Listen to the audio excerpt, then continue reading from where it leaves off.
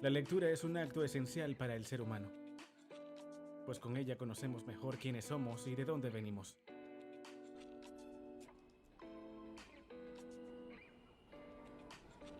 Nos transporta a mundos muy variados, desde imaginados hasta reales.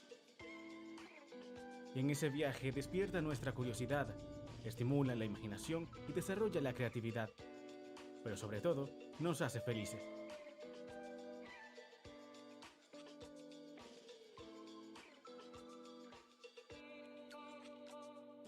Además de entretenernos, aprendemos con cada página y cultivamos una nueva versión de nosotros mismos, pues vamos conociendo mejor el mundo en el que vivimos.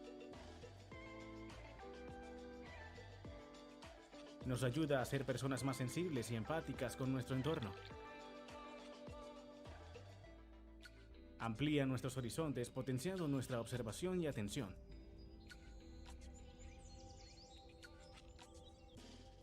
Y moldea nuestra formación estética.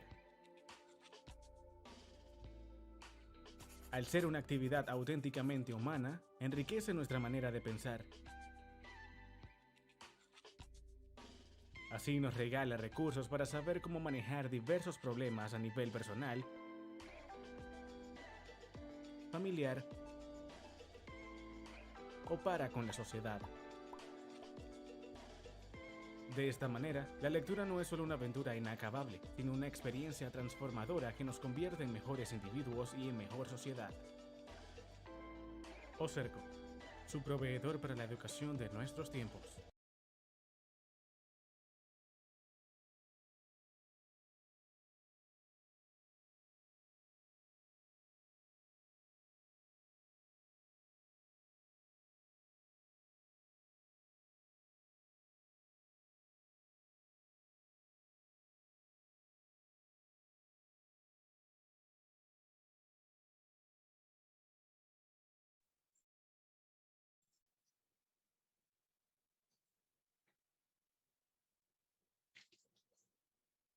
Hola, hola, hola a todos, buenas tardes. Bienvenidos a este segundo día de la Feria Virtual del Libro Trascendiendo el Papel, que les trae la importadora y distribuidora de libros Ocerco. Agradecemos a nuestros aliados de IFISA por el apoyo técnico a esta actividad. Muchas gracias, IFISA. ¿Cómo están todos? Espero que estén muy bien. Esta feria está enmarcada en el Día del Libro y el Idioma, a celebrarse el próximo viernes 23 de abril. Y como vieron en el video introductorio, la lectura y los libros son la pasión de Ocerco. Desde hoy y hasta el viernes disfrutarán las novedades de importantes editoriales como Pearson, Sadler, Scholastic, Cengage, Nat Geo y Merriam-Webster. Sus libros que te han acompañado durante todo tu proceso de aprendizaje del idioma inglés o cuando nuestros docentes están enseñando el nuevo idioma. Les recordamos a todos los que están conectados que su institución puede ganar un acceso gratis a una biblioteca virtual con más de 1000 títulos disponibles. Solo tienen que participar masivamente con nosotros durante toda la semana. Corran la voz, comenten en el chat qué institución pertenecen y también pueden, por supuesto, hacer preguntas a nuestros invitados del día. También tenemos a disposición de todos el stand de libros con ofertas especiales de Ocerco, que está ubicado en el sector de los Ruices en Caracas. Las preámbulos, vamos a empezar esta segunda del libro con la presentación de libros comunidad en la enseñanza niños y adolescentes, gerente del programa del Instituto de Formación Mática y FISA de Feria, Natalie Col, quien es graduada en Educación en Inglés en la Universidad de Sucre. Tiene años de experiencia en el campo de la enseñanza del inglés en Venezuela, desde el nivel básico hasta el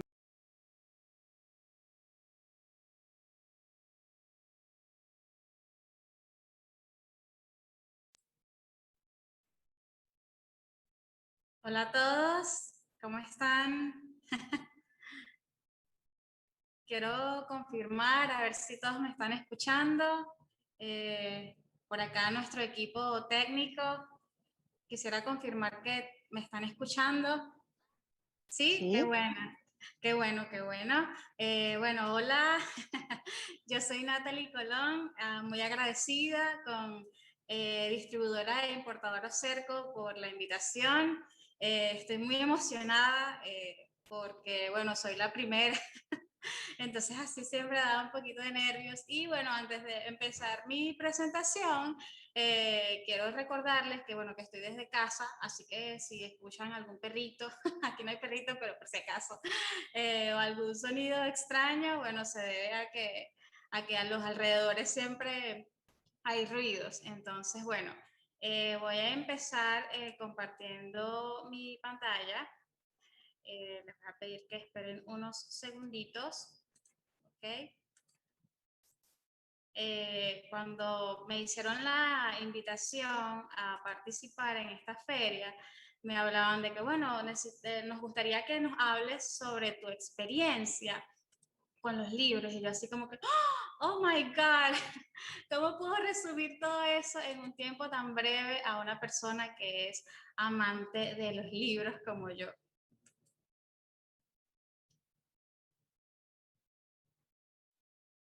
Y bueno, aquí les tengo para ya entrar en materia. Mi experiencia con los libros se debe básicamente o puedo resumirla básicamente con la lectura y sus beneficios. O sea, es imposible que nosotros tomemos un libro X, aquí en mis manos tengo Anne of Green Gables, y es imposible no pensar en libros sin asociarlo a lectura. Y definitivamente que mi experiencia con los libros en el ámbito de la enseñanza del inglés como lengua extranjera acá en Venezuela tiene que ver con los beneficios que la lectura nos brinda, ¿ok?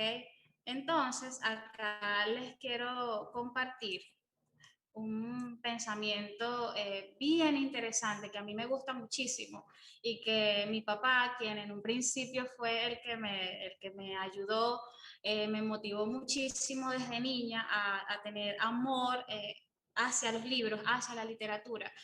Siempre nos decía a mí y a mis hermanos que la lectura es a la mente lo que el ejercicio al cuerpo. Y esta frase, yo aquí citando a Joseph Addison, quien en su época fue un político y un escritor bastante conocido en Inglaterra.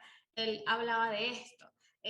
Actualmente, ahorita que está la onda fitness y todo esto, yo veo, por lo menos acá en Lechería, la gente muy motivada por mantenerse físicamente a través del ejercicio, porque sabe que es importante. Yo creo que desde cualquier lugar donde me estés escuchando ahorita, así como sabes que el ejercicio es muy bueno para el cuerpo, la lectura lo es para la mente. Y nosotros en el Instituto IFISA tratamos siempre de incorporar en nuestros programas actividades que estén relacionadas con la lectura. Y bueno, o sea, no podemos, como lo mencioné anteriormente, no podemos hablar de libros sin hablar de lectura. ¿Cuáles son los beneficios de la lectura? O por lo menos lo que desde mi experiencia trabajando acá en el Instituto IFISA, ¿cuáles son esos beneficios que de alguna forma nosotros tomamos siempre en cuenta para incorporar el desarrollo de la habilidad de la lectura, comprensión lectora en general en nuestros programas? Y aquí, como lo pueden ver en mi pantalla, son muchos, pero resumidamente, a mí me gustan mucho estos tres, que el primero tiene que ver con adquisición de vocabulario, la segunda tiene que ver con mejora de la expresión, ¿ok? Que va muy alineado con el de adquisición de vocabulario, y el tercero con el desarrollo del pensamiento crítico y la imaginación y la creatividad. Cuando hablamos de adquisición de vocabulario es porque definitivamente una vez que un niño o un adolescente, inclusive un adulto, toma un libro, se enfrenta a sí mismo y se encuentra a sí mismo con muchísimas palabras que conoces, pero también te puedes encontrar con muchísimas palabras que desconoces. En este sentido, cuando nosotros hablamos de la adquisición o el aprendizaje de un idioma extranjero, hablamos de que es muy probable que el aprendiz, en este caso niños y adolescentes, se encuentren con un sinfín de palabras que ellos desconocen, pero que también van aprendiendo a medida que van creciendo en nuestros programas. Y una vez que hay esta adquisición de vocabulario, en los esquemas mentales, esos que tenemos internamente en nuestro cerebro, se van almacenando, ya sea frases, palabras, estructuras, y cuando el estudiante o el aprendiz, en este caso hablando de niños y adolescentes, se va al mundo real, entonces él puede usar todas estas expresiones en casa, en colegio, en contextos con amigos, en lo que es cualquier contexto en el que él se vaya a desenvolver en el mundo real y usa estas expresiones. Así que la adquisición de vocabulario va alineada completamente con la mejora de la expresión. Si antes solamente me refería a mi abuela como grandmother, entonces tal vez en un libro como este que les hice referencia hace ratito, Anne of Green Gables, allí van a ver muchísimas expresiones que se pueden usar para hablar de grandmother, ¿ok? Y en este que yo creo que ahorita es el que más nos gusta, el que más Natalie, nos... Natalie, disculpa, me están diciendo del máster que si por favor le puedes dar en presentar pantalla para ver mejor tu presentación. Sí, bueno, ya aquí me indica que está la pantalla compartida. Completa. Ok, está bien, Sí, continúa. sí. Ok, pero sí me están escuchando y sí están viendo la presentación, o sea, Sí, estaba en sí se ve. desconocimiento. Ok, sí se ve, chévere. Perfecto. Sí, yo desde que inicié tengo la pantalla compartida, pero bueno, como les hablaba de los beneficios de la lectura, el tercero, que es el que a nosotros más nos gusta acá en Instituto IFISA, es porque definitivamente es para la vida. El desarrollo del pensamiento crítico, la imaginación y la creatividad.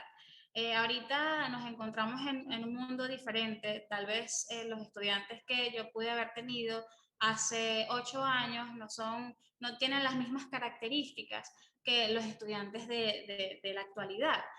Sin embargo, eh, es importante que a través de la lectura nosotros motivemos a nuestros aprendices a que desarrollen el pensamiento crítico, la imaginación y la creatividad. Por supuesto, cada colegio, cada profesor tiene su estilo y aplica en aula las estrategias de acuerdo, por supuesto, a las necesidades de los estudiantes, o por lo menos así lo trabajamos nosotros en Instituto IFISA. Digamos que yo voy a motivar a mis estudiantes a que desarrollen estos tres aspectos, pensamiento crítico, imaginación y creatividad, con las diferentes estrategias que se puedan tener a disposición en un salón de clases. A mí en lo particular me gusta mucho content-based learning y también me gusta mucho project-based learning, y a veces los combino, se combinan en clases y bueno, y los resultados son maravillosos. Y bueno, un poquito ya para adelantar, ustedes se estarán preguntando, bueno, en tu experiencia, ¿qué libros usas? Nosotros en el Instituto IFISA, actualmente, bueno, desde que yo formo parte del equipo de trabajo, una vez que inicié siendo profesora en high school y bueno, luego trabajando en otras áreas de nuestra institución, a mí me gustan mucho los libros de Pearson. Y por mucho tiempo, como amante de la lectura, y porque creo fervientemente que la lectura es una de las herramientas, por medio de las cuales un aprendiz puede aprender muchísimo, sobre todo si es un aprendiz de un segundo idioma. Y yo empecé, me recuerdo de esos inicios, lamentablemente no tengo uno de esos acá para mostrárselos, unos libros que eran de Pearson y nos gustaba muchísimo porque digamos que la estructura de los libros iba en función de actividades de prelectura, actividades de lectura, actividades de poslectura. Bueno, con el tiempo también en Instituto IFISA conocí los libros de Penguin Readers, que son básicamente adaptaciones de clásicos de la literatura inglesa, de la literatura británica y norteamericana, y también son buenísimos, buenísimos porque aparte de que son adaptaciones, a los más pequeños les gusta bastante. Les gustan las adaptaciones y que también vienen acompañadas con ilustraciones. Y actualmente, que bueno, que ahora yo me siento bastante afortunada por estar trabajando con los libros de National Geographic Learning en compañía con Cengage Learning. Y bueno, un poquito para que conozcan, en el caso del programa Access, estamos trabajando actualmente con este libro que se llama English in Common, que es de Pearson, y ya tenemos creo que alrededor de 2 años trabajando con estos libros en nuestros programas sociales, que a pesar de ser libros de texto, ofrecen un sinfín de actividades que ayudan a los chicos a desarrollar diferentes habilidades de comunicación. Una cosa también que nos gusta de trabajar con Pearson es que siempre viene con un CD o con algún material extra que de alguna forma sirve como herramienta dentro del aula de clases, ya sea virtual o presencial, para el desarrollo de las diferentes habilidades de comunicación. En el caso de los Penguin Readers, por aquí está, les tengo que este es fabuloso. A mí me gusta muchísimo porque tiene historias de Agatha Christie. Este que tengo aquí en mi mano es Stories of Detection and Mystery de Penguin Readers. Tiene alrededor de, ya les voy a decir, 1, 2, 3, 4, 5, 6, 7, 8, 9, 10 historias, cuentos, en realidad cuentos de diferentes autores británicos y norteamericanos. Y como les decía hace ratito, actualmente también estamos trabajando con los libros Keynote de Cengage en Nat Geo Learning. Nos gusta muchísimo trabajar con este material. ¿Por qué? Bueno, porque en el caso de los adolescentes, este viene con un complemento de los famosos videos TED Talks, que de verdad a nuestros aprendices les gusta muchísimo toda la forma en la que estos presentadores en TED Talks disertan sobre X tema en general y que siempre son temas muy atractivos y que por supuesto se combinan con el tópico de estudio que se esté desarrollando dentro del aula, ya sea virtual o el aula presencial. Lo que muchísimo más me tiene enamorada es todo el material, el recurso para trabajar, hablando de National Geographic Learning and Cengage Learning, el material que se tiene para trabajar con adolescentes y niños. Aquí solamente les voy a mostrar por cuestiones de tiempo hablarles un poquito sobre el material del Close-Up, que es el libro que ahorita nosotros estamos trabajando con nuestros adolescentes. Los libros que anteriormente les mencioné, esos digamos que los trabajamos en nuestros encuentros presenciales, pero con Close Up estamos trabajando todo totalmente virtual.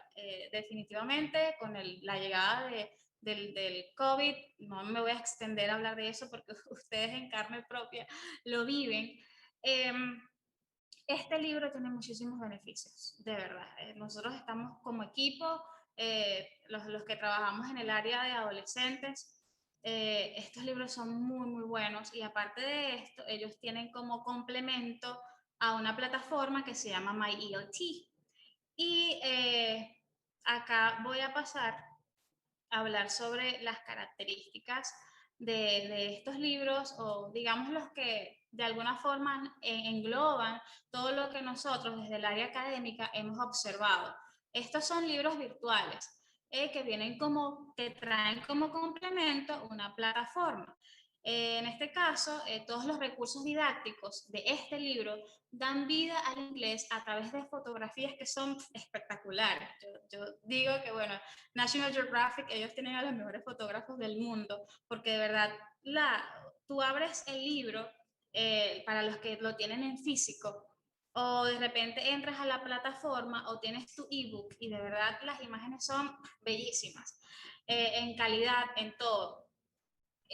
Todos los recursos que también vienen con el libro, los recursos digitales, ofrecen datos e información cuidadosamente seleccionada para atraer a las mentes inquisitivas de nuestros aprendices como tal, y bueno, y les motiva a imaginar, a crear, a producir, y es bien, es bastante significativo y relevante para nuestros aprendices en el día a día, ya que la mayoría de nuestros estudiantes tiene aspiraciones de salir a otra parte donde el inglés es un idioma oficial, y siempre tratamos de que nuestra formación gire en torno a lo que es la ciudadanía global.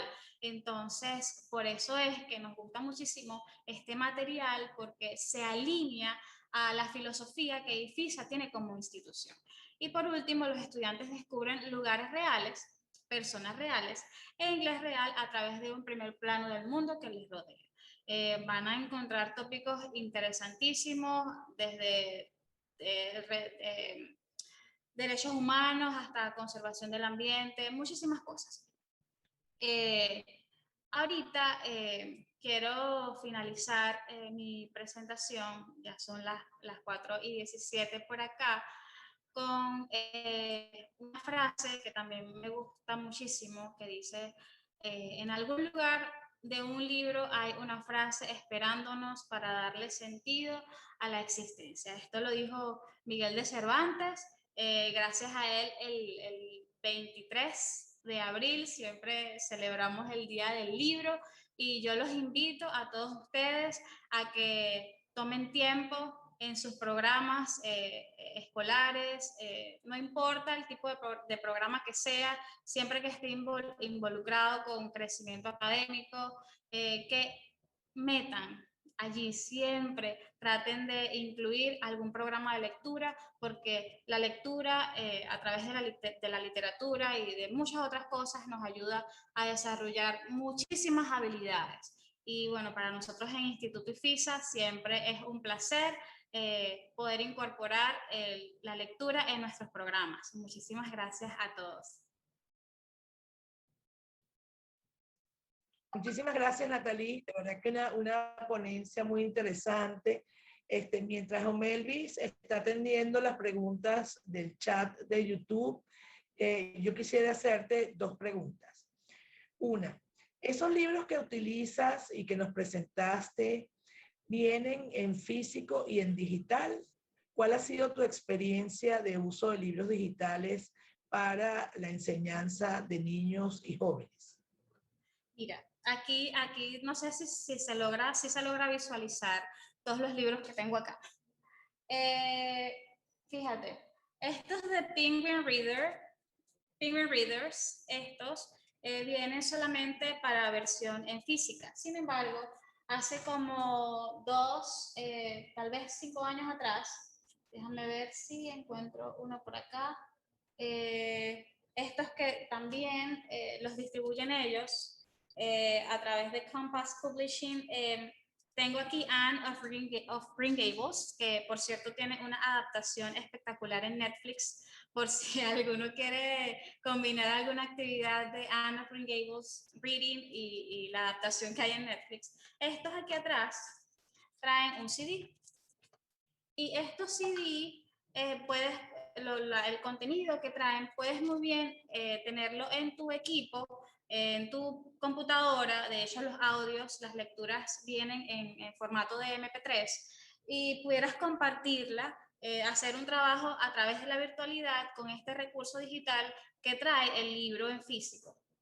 En el caso de estos libros, los keynotes, ellos vienen a través de National Geographic Learning, a través de Cengage Learning. Ellos tienen estos libros en versión digital también. Entonces viene en las dos presentaciones, presentación libro físico, el hard copy, y el libro digital como ebook. Y aparte de eso, por supuesto, depende de las necesidades que tú tengas en tus programas. Tú puedes adquirir estos libros con otros complementos. El workbook, también este Keynote viene con acceso a la plataforma MyELT, y cuando les hablo de la plataforma, o sea, eso es una cosa maravillosa, porque así como usted puede encontrar muchísimas características y muchísimas funciones en una plataforma como Facebook o Instagram, también este tipo de plataformas académicas que vienen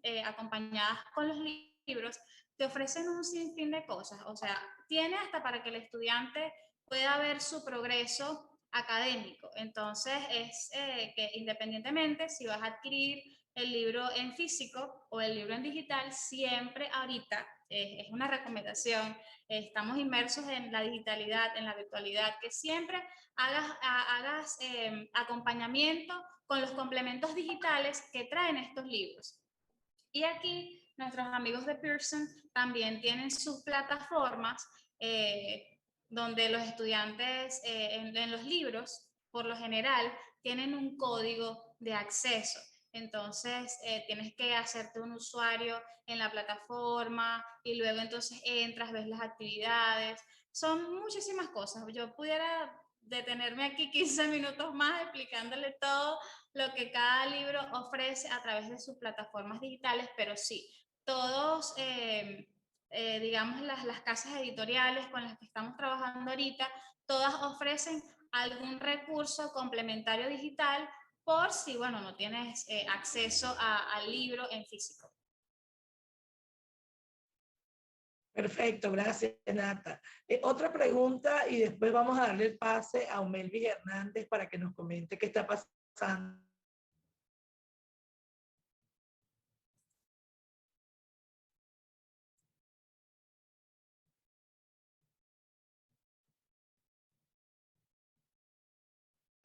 En el chat de nuestro canal. Creo que tenemos una fallita técnica, no sé si soy yo. No, bueno, por acá, de hecho, no escucho a Melvis. Seguramente está recopilando las preguntas.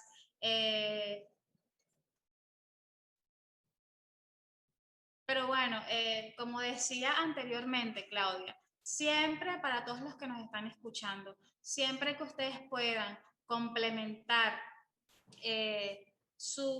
actualmente, si tienen la oportunidad de adquirir este tipo de recursos, como los libros de National Geographic Learning o los libros de Pearson o libros de Penguin Readers, siempre, si tienen la oportunidad, adquiéranlo con los complementos digitales que estos libros nos ofrecen, porque son excelentes, 100% recomendados.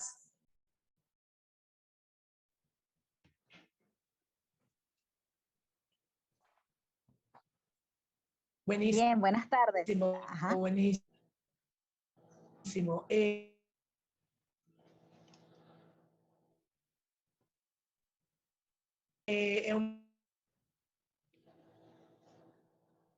Hola, Melvis, ya te veo. Melvis. Hola, feliz tarde. Bueno, por acá por el chat les comento un saludo de Yarinet Rojas. Ella en el chat. Sí, en el chat tenemos un saludo especial de Yarinet Rojas. Ella es de la Asociación de Profesores de Inglés del Estado Cojedes. Un saludo, Yarinet, gracias por estar conectada. Ok, entre las preguntas, Natalie, tenemos por acá, ¿cómo crees que debería ser el contenido de los libros para adolescentes y niños autodidactas? ¿Qué deberían ellos de buscar en un libro de inglés? Bueno, por lo general, los niños que son autodidactas les gustan mucho elementos visuales y también elementos, hablando de libros en físico y en libros digitales también, son niños visuales, son niños que por lo general tienen ya desarrollado ciertas habilidades con respecto a desarrollo de pensamiento crítico. Entonces, no debería ser un libro que esté lleno de texto, ¿ok? Debería ser un libro que tenga diferentes actividades en donde el niño pueda sentirse que está desarrollando diferentes, en el caso de los libros de inglés, diferentes habilidades de comunicación. Debería tener muchos elementos visuales, debería tener actividades de comprensión auditiva y también actividades de desarrollo de pensamiento crítico. Hay libros, por ejemplo, como este, que se llama English in Mind. Este es uno de los libros que nosotros usamos en nuestro programa de adolescentes y él tiene una estructura bien chévere porque siempre empieza con la lectura, las lecturas son de temas joviales y aparte de eso, al final de cada unidad siempre trae como un test. Entonces, eso es algo que también debe incluir un libro para un chamo que sea autodidacta, o sea, ¿cómo sé yo si realmente estoy aprendiendo? Entonces yo sugiero que siempre busquen libros que tengan actividades al final de las lecciones donde ellos puedan medir su progreso. Y en el caso de libros digitales también hacer el acompañamiento con todas estas plataformas que me ofrecen medición para saber si realmente estoy aprendiendo o no. Es más, en el caso de este libro, al final hay proyectos, hay modelos de proyectos, digamos, diferentes tópicos en donde los estudiantes pueden escoger el tipo de proyecto que ellos quieran. Si un proyecto de tecnología, un proyecto en el área social, un proyecto en el área de voluntariado, o sea, depende del libro también y del nivel, pero sí, te ofrece esta oportunidad que al final, después de que tú terminas con todas tus unidades, que por lo general la mayoría de los libros siempre traen entre 10, 12 unidades, siempre al final, entonces te encuentras con este tipo de actividad como que de cierre y es bastante interesante, así que eso yo siempre lo recomiendo. Natalie, y la inclusión, si se puede decir así, del arte en la enseñanza del inglés? Bueno, tú me quieres hacer hablar de que yo me extiendo aquí. Pero tranquila. Sabes que el arte nos ayuda, aparte de lo bueno de incluir o de combinar el arte en el desarrollo o en el proceso de aprendizaje de un inglés, es que te conecta ese aprendizaje también con el desarrollo de los sentidos.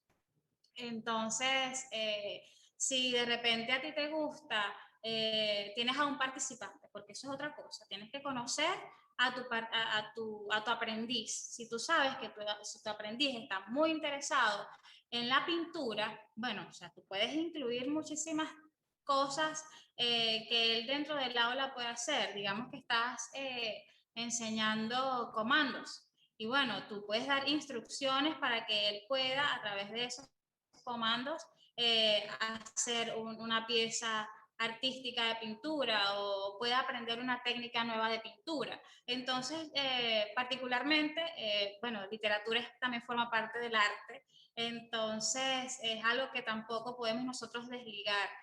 Probablemente no vas a encontrar un libro de texto en específico que sea solamente de arte, porque también te puedes encontrar con de repente un papá que diga, bueno, mi hijo está aprendiendo inglés o está aprendiendo arte, ¿cuál de las dos? Entonces sí hay que tener bastante sabiduría en el momento de crear el programa para que siempre esté la balanza equilibrada en que yo uso el arte para enseñar inglés, ¿ok? No es que voy a enseñar el inglés para enseñar arte, que es diferente.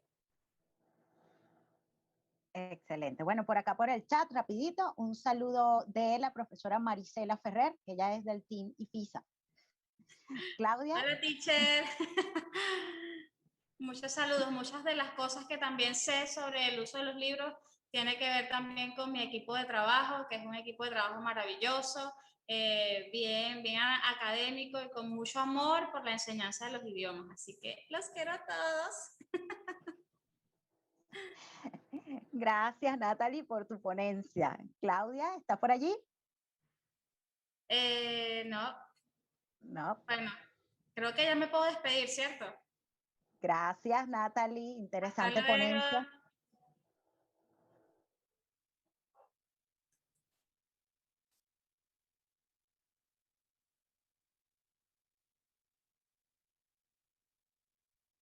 Ok, continuamos con la programación. Las editoriales son parte importante de esta primera feria virtual del libro Trascendiendo el Papel. Es por ello que vamos a disfrutar las novedades en recursos didácticos que nos presenta la editorial Scholastic. A continuación, veamos el video o conexión.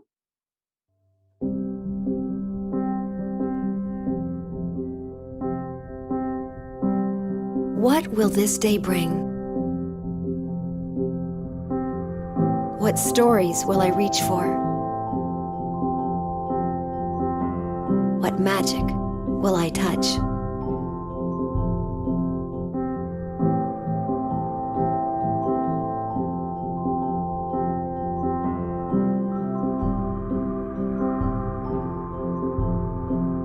Today, it's the pages turning in my teacher's hands.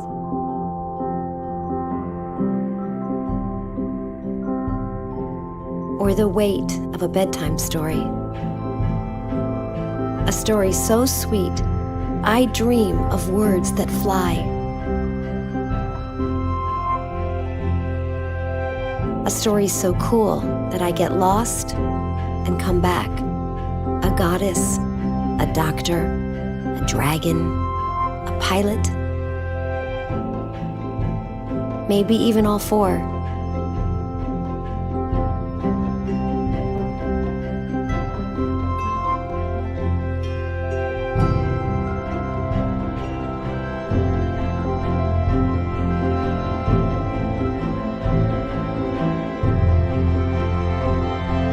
The pages pull me into their worlds.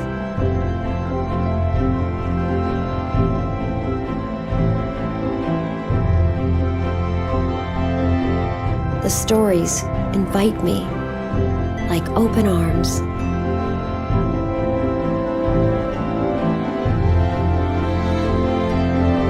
Like love.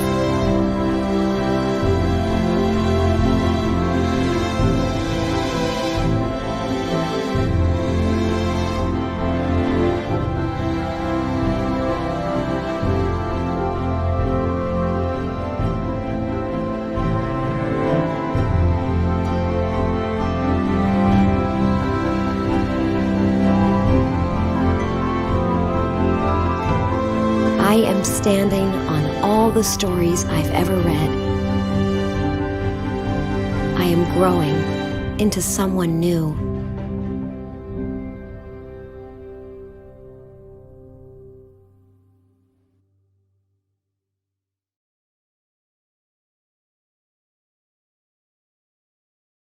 Hello, everybody. My name is Judith Bioris. I'm a writer, and I'm going to be telling you a little bit about my writing habits and about a book I wrote, actually a book about my own family, my sons, Anthony, Nicholas, and Alexander, called Alexander and the Terrible, Horrible, No Good, Very Bad Day.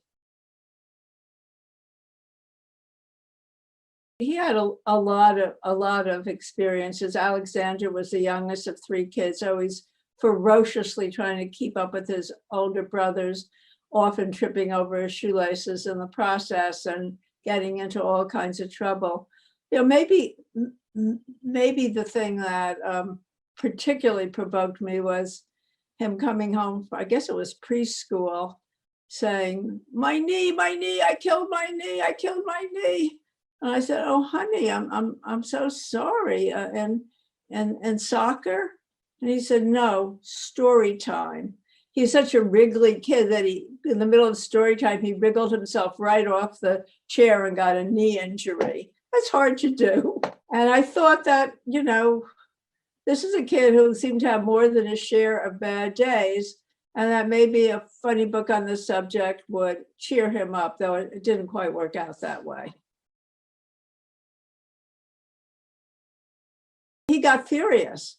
I read the book in manuscript form before it became a book, so that I could change it if he didn't like anything. I would never thought he wouldn't like it. And he was furious. He said, why are you giving me this bad day? Why don't you give it to Nicky, his middle brother? Why don't you give it to Tony, his older brother? Why are you giving this bad day to me?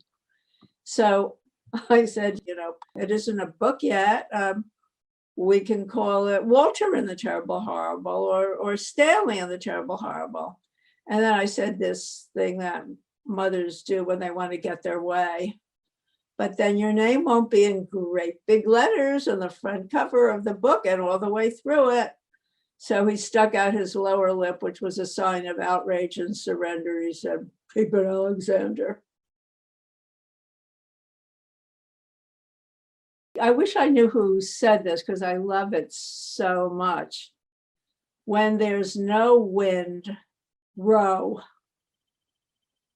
And obviously what that means is you don't sit around waiting to be inspired or have some great idea or some passion, some great emotion that you have to express in words, but that if you're a professional writer with work to be done, and there is no inspiration, there is no wind, you push yourself, you row the boat till you get some movement. This is something that isn't everybody's experience, and there's something confirming and consoling about it. It's also, I think of it as a container concept. A bad day is not forever. It's a day with a beginning, a middle, and an end. And if you can think of what's going on in your life as you're having a bad day, not as you're having a bad life, it helps. The book came out a long time ago. Every time some kid tells me they love it, it warms my heart. It's not just the big fussy things of acknowledgement about the book, but every time I get a letter from a kid saying, you think he had a bad day? Let me tell you about my day. And I write back. I love it. I'm somebody who had my dream come true. I remember being a little girl sitting on the steps in my parents' house, dreaming that someday I'd be a writer with my picture on the back and my name on the front. Very, very literally recollect that little girl, I was having this dream, and put the two of them together. And my dream, my life dream had come true. So yeah, follow your dream and try to laugh whenever humanly possible. I'm glad that I got a chance to talk to you guys. I hope you'll enjoy reading the book. And I hope you've all learned that we all have bad days and that it does help to laugh about them.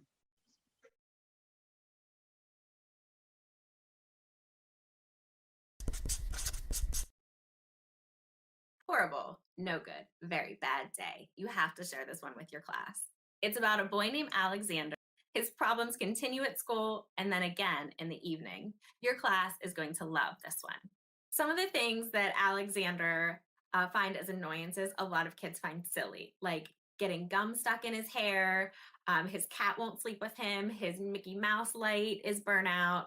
So kids find all of these things really relatable, and they're always excited to hear what's happening next to Alexander. One of the best things about this book is that you can use it all year and actually revisit it throughout the year. I think it's a great one to reread after students have been off for a while, like after winter break or after spring break, when they're transitioning back to the classroom. And maybe they feel like they're having a rough day and just need a reminder that it's all going to be okay. After we read this book, my students and I worked on some comprehension skills, and we were studying the character. So we took some little notes, and on our hearts, we wrote about things that Alexander loves, like shoes that are blue and red. We also did some thought bubbles to show things that Alexander thinks about, like Australia. On the green ones, we added things that Alexander does not like, and this book has a long list of those. On the yellow ones, the little speech bubbles, we wrote things that Alexander says or things that he might say. When the students were finished, we put them all together to make a class anchor chart about Alexander. The students love this activity, and it's great to see it hanging in our classroom. So whenever we're thinking about characters, we can refer to Alexander. So another great lesson for this book is to teach students about some SEL or social emotional learning. So before I started reading, I put a post-it on here to remind myself that I have SEL questions inside that I want to discuss with my class. So we might pause while reading and talk about how is Alexander feeling and identify some feeling words that we could use to talk about him. Later, we might talk about what could Alexander do in this situation and what's something you would do if you were in this situation. Another really great one to talk about is what choices could Alexander make? Sometimes students, especially young students, don't realize that really in every situation you have a choice to make. So even if you're having a bad day, there are some different things that you could do. And lastly, what lesson did Alexander learn? Because usually, even if we're having a really bad day, there's still something that we can learn from that experience. This book is great for in-person learning or for virtual learning. I love to share books using my doc cam, and students can really relate to having a bad day, whether they're in school or they're learning at home. So Alexander is great for both options. The great thing about the book is that there are lots of places throughout that you can stop and have discussions with your students. If you're studying characters, there are lots of places to stop and jot evidence about things you notice about Alexander. And if you're doing an SEL lesson, there are certainly lots of places to stop and talk about the emotions and the actions of the characters. This book is perfect for any family or any classroom because everyone, regardless of their age, at some point or another, has a really bad day. So you can find humor in the things that happen to Alexander and also learn lessons about how to make your own days a little better. This is a perfect book for read aloud, whether you're in the classroom or reading aloud virtually, because all of your students are going to love Alexander.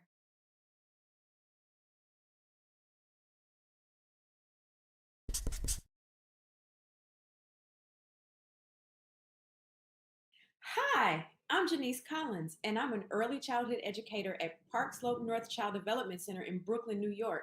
And I can't wait to tell you about Little Rhino #1. In this book, Ryan, affectionately called Little Rhino by his friends and family, is a huge baseball fan. When his grandfather signs him up for the local Little League team, Rhino gets extra excited. That is until he realizes he's going to be on the same team as the school bully, Dylan. Little Rhino #1 is a great book for your guided reading center time. Because it's broken into chapters, you can assign certain chapters to your kids every day. And with each chapter, you can teach a new lesson. You can talk about the fact that Ryan has this growth mindset, that he doesn't quit, that he doesn't give up. You can use it for a lesson about how to deal with a bully in a situation because, Ryan's interactions with Dylan weren't always the best. It's also a great read aloud for your children in grades 1, 2, even third graders could benefit from hearing this story. As a classroom teacher, I know I always like to wind down at the end of the day before dismissal with, a couple chapters from a book. And this would definitely be one that I would choose for that type of activity. Little Rhino and Cooper joining the Dinosaur Club was also a big hit in this book. The fact that this book not only touched on the Dinosaur Club, but talked about their conversations regarding certain dinosaurs like the T-Rex and the Triceratops, and even gave some little facts was a great thing. Because by the time we were done with the book, the kids wanted to also talk more about dinosaurs. One activity that you can use Little Rhino #1 for is a compare and contrast. Rhino and his friend Cooper are two very different kids. Rhino's outgoing, even though sometimes when he's talking, he lets you know he's a little fearful about new situations. But he jumps out there and tries them anyway. Little Rhino #1 is also a great book for looking at the way characters change throughout a book. In the beginning, Rhino and Dylan had a very antagonistic relationship.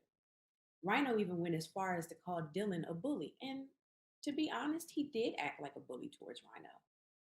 But as time progressed, although their relationship didn't become best friends, you could see throughout the book and throughout the use of the game of baseball and this team, the Mustangs, you could see that Rhino and Dylan were actually beginning to learn how to get along. And while they might not end up being best friends in the end, they definitely proved that they could work together. To teach these lessons, you could use a variety of different methods. You could have discussion, and you could use that discussion to go into a writing piece. You could even have your children chart the before and after, or do a Venn diagram of Rhino and Dylan, or how Rhino interacts with Dylan, how Cooper interacts with Dylan. There are an endless number of ways to incorporate this particular concept. This book is great for kids of all ages, especially if you want them to learn about perseverance and overcoming obstacles. Be sure to add it to your classroom or home library. I know I added it to mine.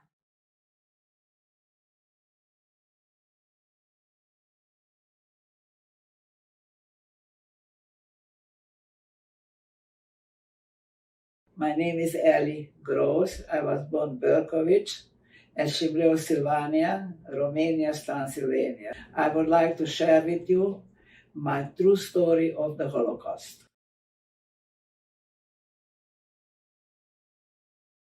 I was born on February 29 when was recession around the world. And I was the only child. I attended a private kindergarten. And my parents, they were not wealthy, but they struggled to pay the tuition. And the school was 6 days a week.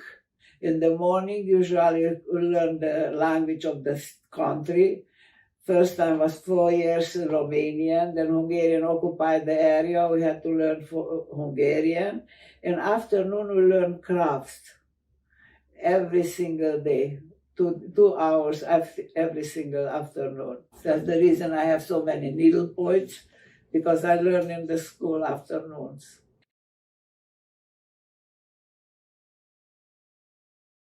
Very early on, I was called the dirty Jew, go to Palestine. So I grew up with the hatred against us, against the Jewish people. And that affected all my life. I never really could smile or laugh very well. I mean, because I was growing up in the shadow of the hatred.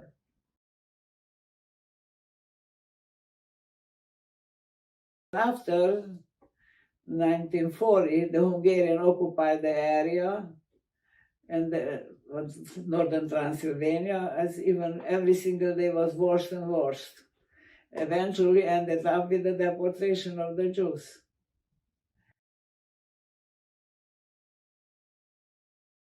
I was 15 years old, orphan in Auschwitz-Birkenau. I was very lucky in the camp.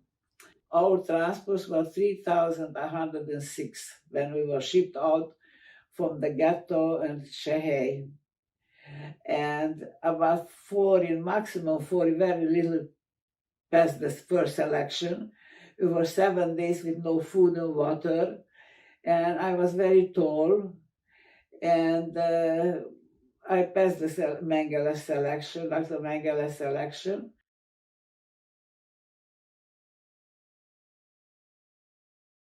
Then after the selection, we were escorted to a shower, took away everything what we had, and they gave us a rag. They cut up my ponytail. Another girl came, shaved my head, and I ended up in a raining day outside with nothing on my hair, nothing on my head, not hair and nothing to cover my hair. And we arrived there on June 2nd, 1944. Often I was sent to bring the so-called morning coffee with other girls who worked. And over there we find a big garbage pile of dirty potato peels.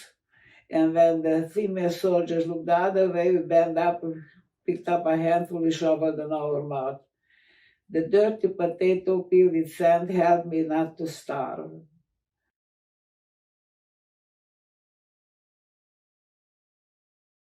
Were liberated April 14, 1945 by American Army. The biggest tragedy was in my life that after the war, finally, when eventually I crossed the border on August 15, 1945, the Romanian-Hungarian border, then I did not know until I got to the city that I am an orphan. I was sure that my mom, my father, my brother, they're waiting for me. When I finally first I heard about my father's tragic end, then after my mother, I was like a zombie. I couldn't talk. And I was only 16 at the time.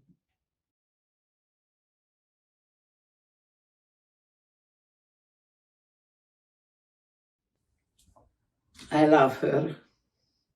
And I miss her. And I miss my father too. I was only child at the age of 10, and he loved me.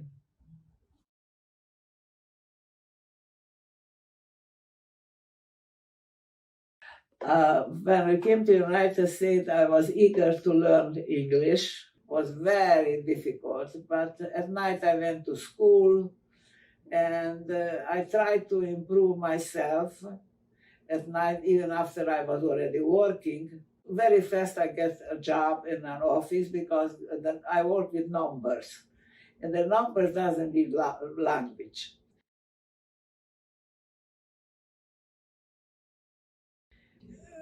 I went back after a few times. I just went there because in the city that I was born, we opened the first Holocaust museum in Romania. I survived by miracles. Somebody told me one time that my father had a famous rabbi, uncle, and maybe he went to the God to ask that I should survive. And because I survived, I feel obligated to, as soon as I was able to write, to tell whatever I was able to do it, to write about it. Thank you very much for taping me. It's very nice to share the history with the children. Don't forget children. Never forget. Hatred, prejudice create destruction. The other person could be same good as you are, maybe even better.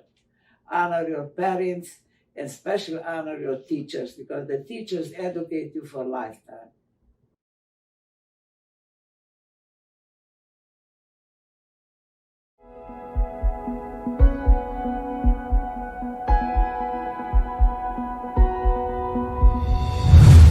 Hi, my name is Mason Deaver. I'm the author of I Wish You All the Best and the upcoming The Ghosts We Keep, and I'm here today to talk to you about the power of story.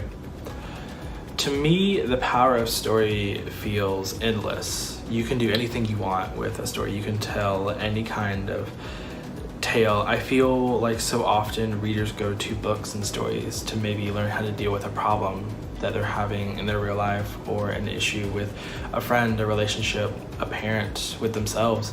But just as often, I feel like readers go to books to just have a good time. And I feel like that's the power of story, is that no matter what you're trying to do or what you're trying to find, there's going to be something for you.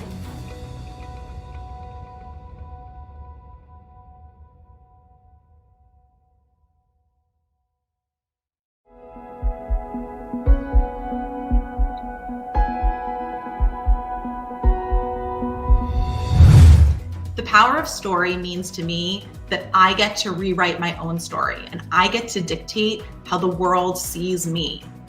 Even though I couldn't always see myself, it was, for me, fiction was always an escape.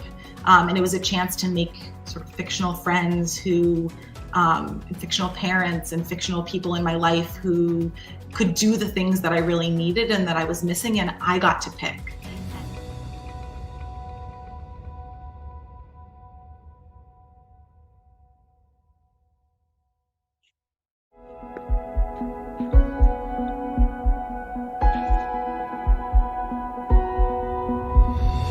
Humanity thrived on storytelling. It is how we got informed, entertained, and educated. To have a better future, we need the wisdom and the missteps of the past. We need that to grow, to evolve, and to make a better life for our children.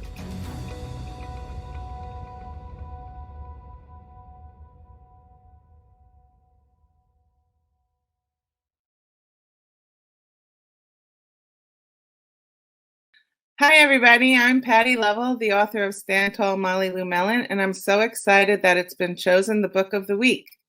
I'm here to talk to you a little bit about my life, my writing process, and how you can use the book in your classrooms. My process is not typical becoming an author. My father was a great storyteller, and he used to tell us just verbal stories when I was growing up, and I feel that I got a storytelling gene from him. And I was teaching in New York City for the first book, for Stand Tall, Molly Lou Mellon, and I was taking a course at NYU, a continuing ed course, and it was called Writing for Children's Literature. And I was teaching that day, and then I got on the subway and I ran down 15 minutes before class, and I hadn't done any writing for that week. So I ran into the library, sat down at a cubicle in NYU, and this book, the first book, Stand Tall, just fell out of my head. Literally, I just put pen to paper and went. In 10 minutes, I wrote it. My book is dedicated to my brother, Chris. It says, Merry Christmas, 1976, to my brother, John Christopher Lovell. And that's because when I was 12 in 1976, and it was Christmas, I had no money to give my brother a gift. So I wrote on a little piece of paper, literally a ripped little piece of paper, I'll dedicate my first book to you. And he kept that paper. He thought it was a terrible gift, but he kept that paper all these years. And so I had to dedicate my first book to him. So it's sort of a self-fulfilling prophecy that I wrote this book so I could dedicate it to him. Because my editor is also my friend, we were just out and about in a bookshop one day before the book was made. And I was looking at different art and artists in picture books that I liked. And we saw a character he had drawn in another book. And I thought, oh, that was cute. And so she wrote off to him, and he wanted to do it right away. And it's funny because he made Molly Lou in a Victorian house, like living in a Victorian house at the beginning. And I grew up in a Victorian house. There's always the discussions of bullying and anti-bullying and standing up for yourself and for others. So there's that. There's also being proud of yourself and who you are. No matter what you look like or anything like that, you should just be proud of who you are. But you, in terms of academics and the different programs that you might have, I think doing a web with characteristics and traits of Molly Lou is a good thing to do, especially in first grade when we talk about character traits and feelings. Definitely that's something that I do. You put a picture of her in the middle and then like a web of traits around, talk about them. I won the Georgia State Book Award one year, and I went down there and spoke at the University of Georgia. And afterwards, after my speech, I was surrounded by people telling me that they enjoyed the book. And the last person standing there was a man about 35 years old, and he was crying. And he said, I'm going to start crying. He said my book really affected his young son, who was very short, like Molly Lou, and that it changed his son's life and made him so proud. I'm going to start crying. And he gave me a big hug, and I hope kids can find inspiration like that through this book. Okay, everyone, I hope you enjoyed this little talk about Stand Tall, Molly Lou Mellon, and I hope that you always remember to stand tall and always be proud of yourself.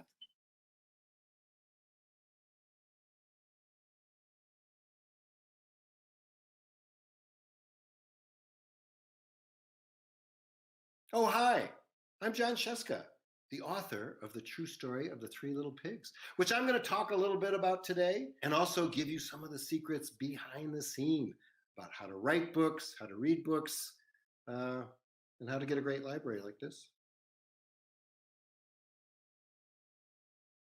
You know, I think my favorite part of creating a picture book is when it's done. It's such a long process. And I came to it from first studying to be a writer and then teaching elementary school. So all of that was kind of in my background. But what I really do is I just start with the voice of the story. I start reading it out loud, almost to myself. So the fun thing is when I get to finally bring that thing to a live audience and I get to read it to a bunch of kids. Because it's almost like a stand-up act. You kind of like fix it. I did a lot of that with Three Little Pigs because it was the very first book that I wrote. I came back to the school I taught in and would read to kids. And just to see, like, is this getting through to them? Is it funny? Is it hitting all the right beats? And that's how it became the story it is. I just whittled it down to just like the perfect pitch by a wolf telling what happened. Oh, I've done a ton of books with Lane Smith. I mean, starting with this one. This was my first book.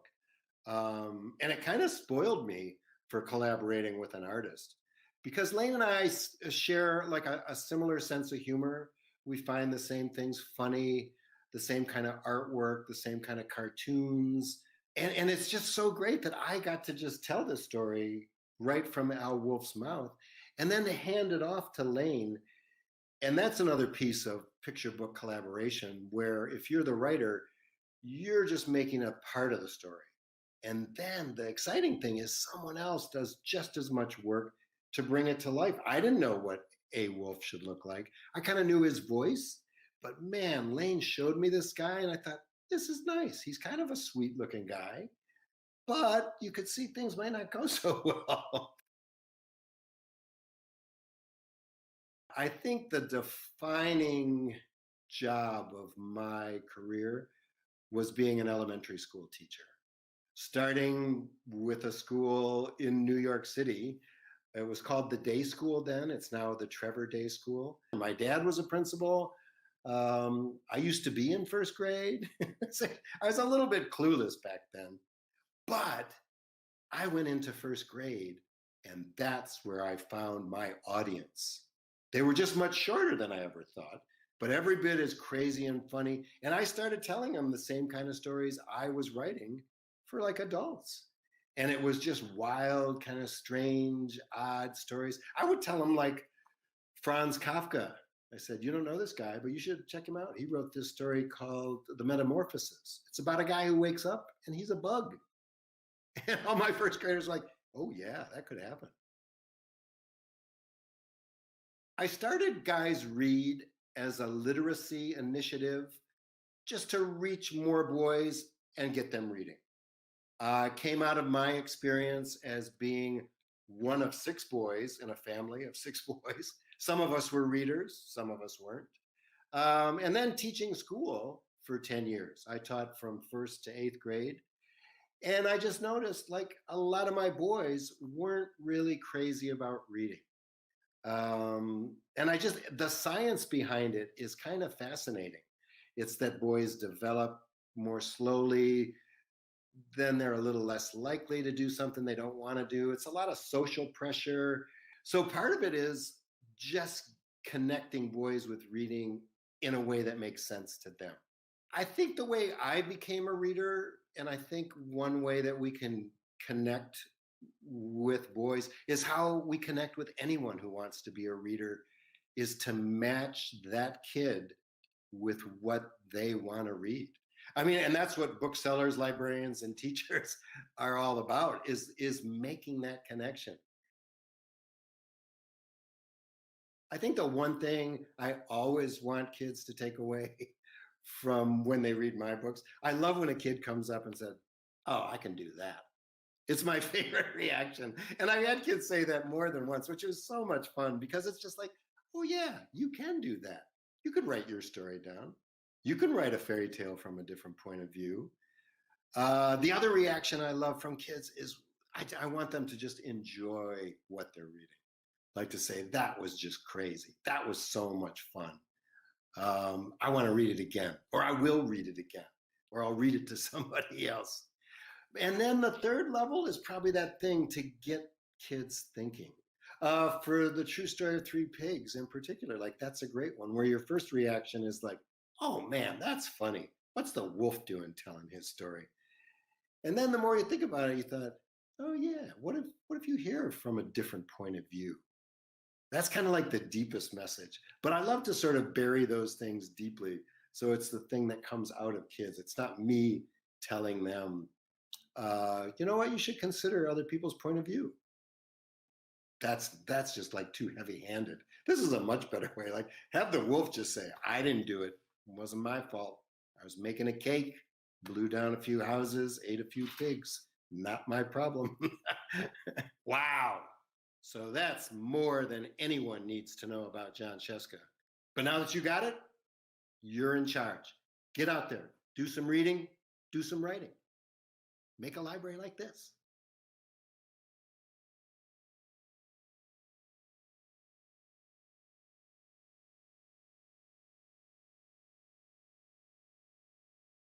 Hi, I'm Rita Williams Garcia, author of Clayton Bird Goes Underground, and I'd like to share with you a little bit about my writing process and a little bit about myself.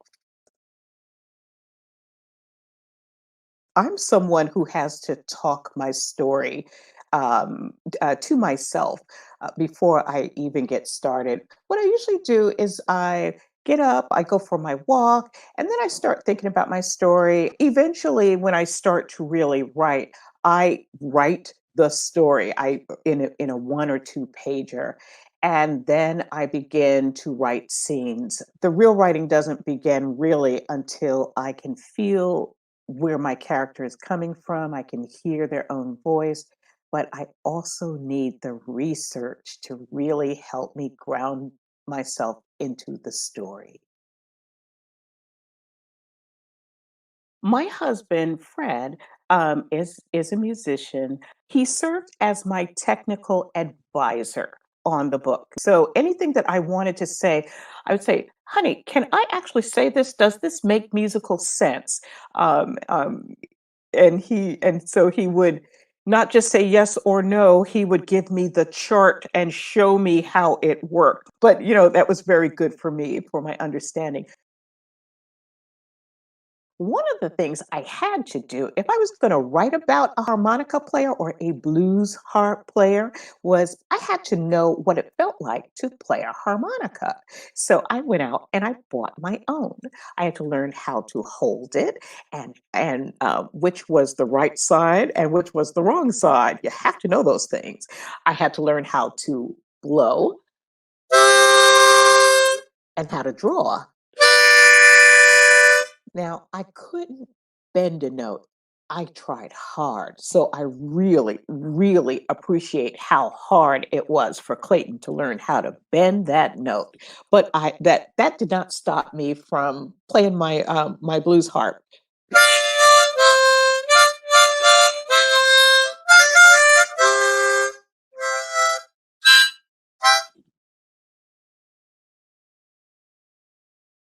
I have many loves, many passions, and dance has always been one of them. We couldn't afford dance lessons when I was a kid, so it wasn't until I was in college that I took all the dance classes that they had to offer. And then also I had a little job, so then I had some money, and then I'd get on the subway and ride into Manhattan and take classes at Alvin Ailey, where I learned the Horton technique, and I really learned how to feel the dance from within, and that is what I bring into my writing is that I'm not just doing the steps or doing the movement, but I'm letting all of those movements, all of those steps come from someplace within and then express themselves outward. And so I think I carry that with me when I'm writing, that it's not just the words, there has to be something behind them, something that pushes them out into the world, into the reader's consciousness. And so I really hope that when I write, that I write not only for my characters to move, but also to move my readers. I'm always hoping that you can feel the dance in my words. Thank you so much for coming along with me on my journey. And I hope you all have journeys in reading and in writing.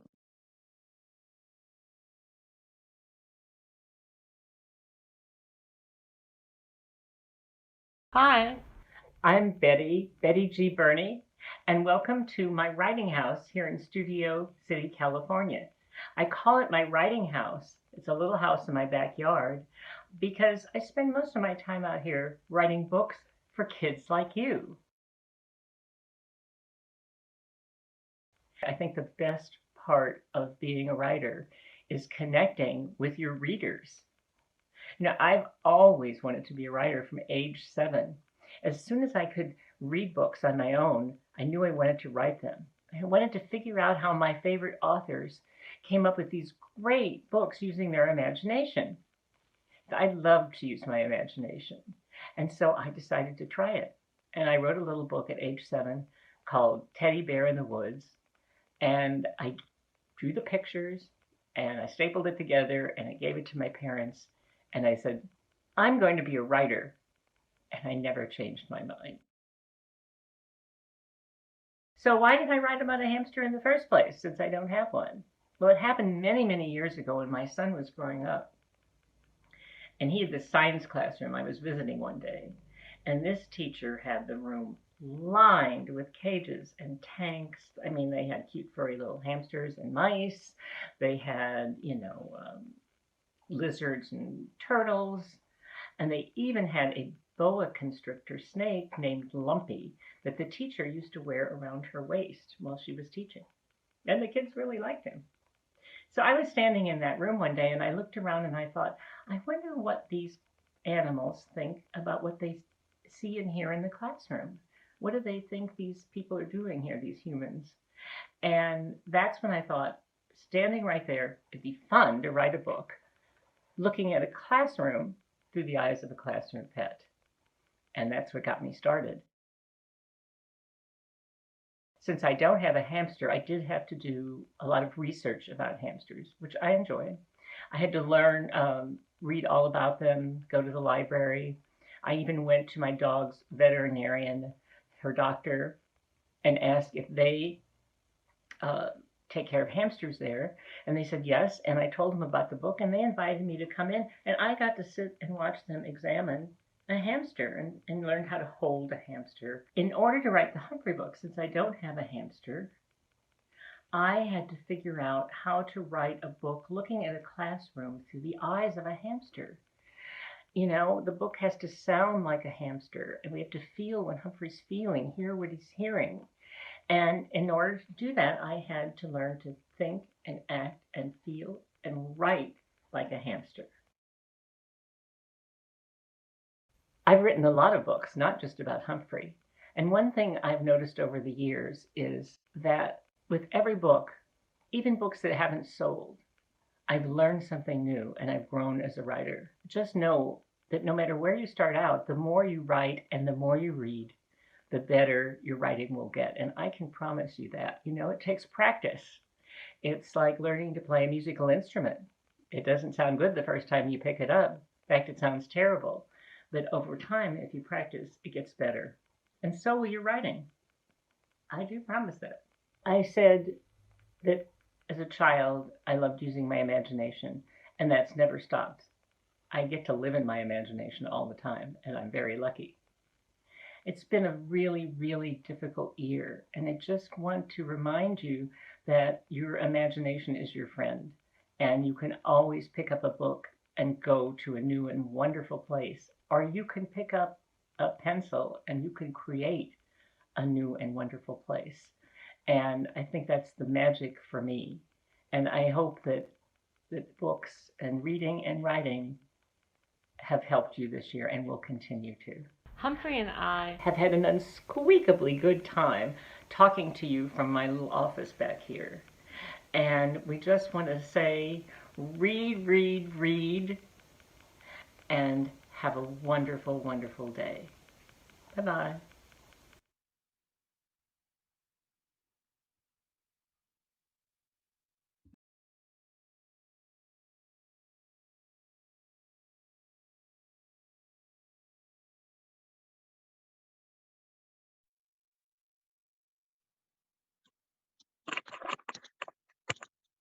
Hi, Peter.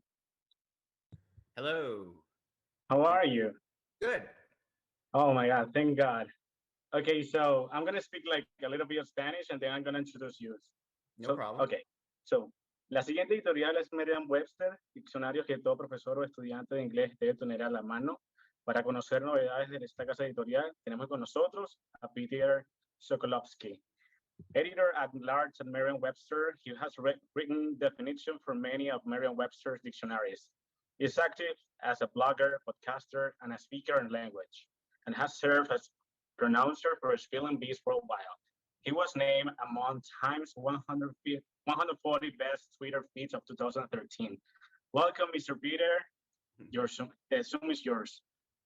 Well, thank you so much, Jorman. It's great to be with you. It's great to be with all of you. I hope someday to visit Venezuela. That will be a wonderful thing at a conference someday soon. And I'm lucky that I've traveled around Latin America quite a bit, but not yet to Venezuela. So someday. Oh, please visit us. Yes. But not yet. I hope we can. And I know that you are all language professionals, language lovers, language people.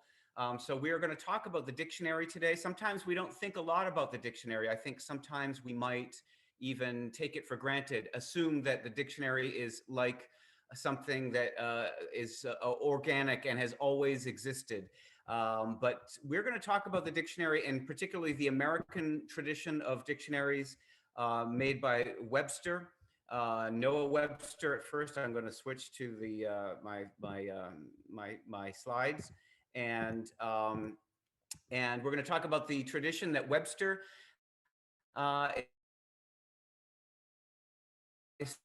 established. Talk about dictionaries written especially for those who do not speak English at home, for non-native speakers of English, or for learners of English. This is the dictionary that is good not only for your students, but for you as teachers, because it has so much more information about grammar and about idiom than normal dictionaries. And then finally, we are going to have a little fun and look at what the dictionary online has taught us about how English is used and how many words are looked up.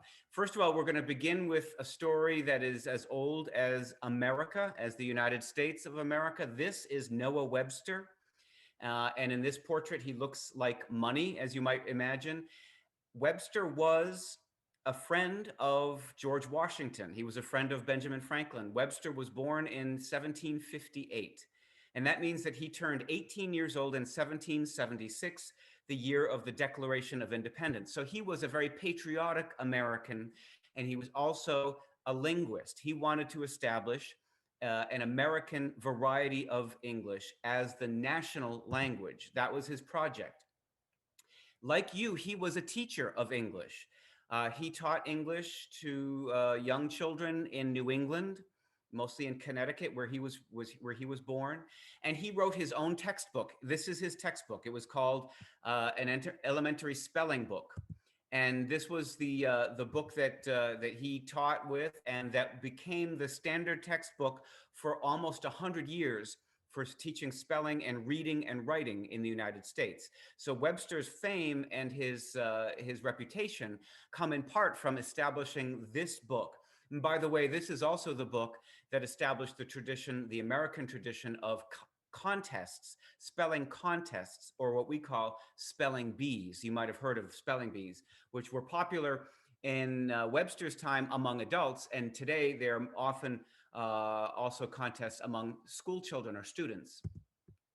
Webster's first dictionary was 1806. It was a small book. It was called a compendious dictionary.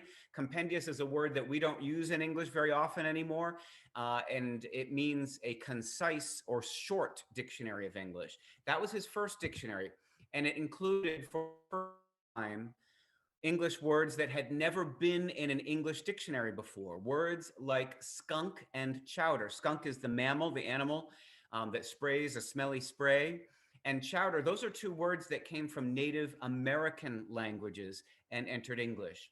The word selectman is a political word still used in New England in the United States for a kind of representative of a city. Whiskey, it's amazing to me that there was no British dictionary that included the word whiskey before Webster, but the fact is whiskey was a relatively new word in the 1700s when Webster was writing his dictionaries. In the 1800s, Webster had enough evidence to put that word in the dictionary. But also for American culture, I think it's interesting. The word immigrant was first found in an English dictionary in this American English dictionary. And I think that's very poignant and important fact. Now, you might have noticed over the years that there are spelling differences, that the British English and American English words are sometimes spelled differently. And it's actually largely because of Noah Webster himself. He established the spellings that we now recognize as American English. And I'm sure all of you are teachers and readers of English, and you've noticed these differences, like some of these that we see here. The word jail, sometimes still spelled with a G in Britain. The U's have been dropped from words like mold. The K's have been dropped from words like music and public. Again, the U's from words like humor, honor, and color. That's a common thing that we see. The French-looking RE switched in words like center and theater. And finally, words that look French like mask with a QUE replaced with the more phonetic American English K. And you'll notice the verb traveled spelled with a single L, those inflections of verbs. Webster hated double letters and he hated silent letters.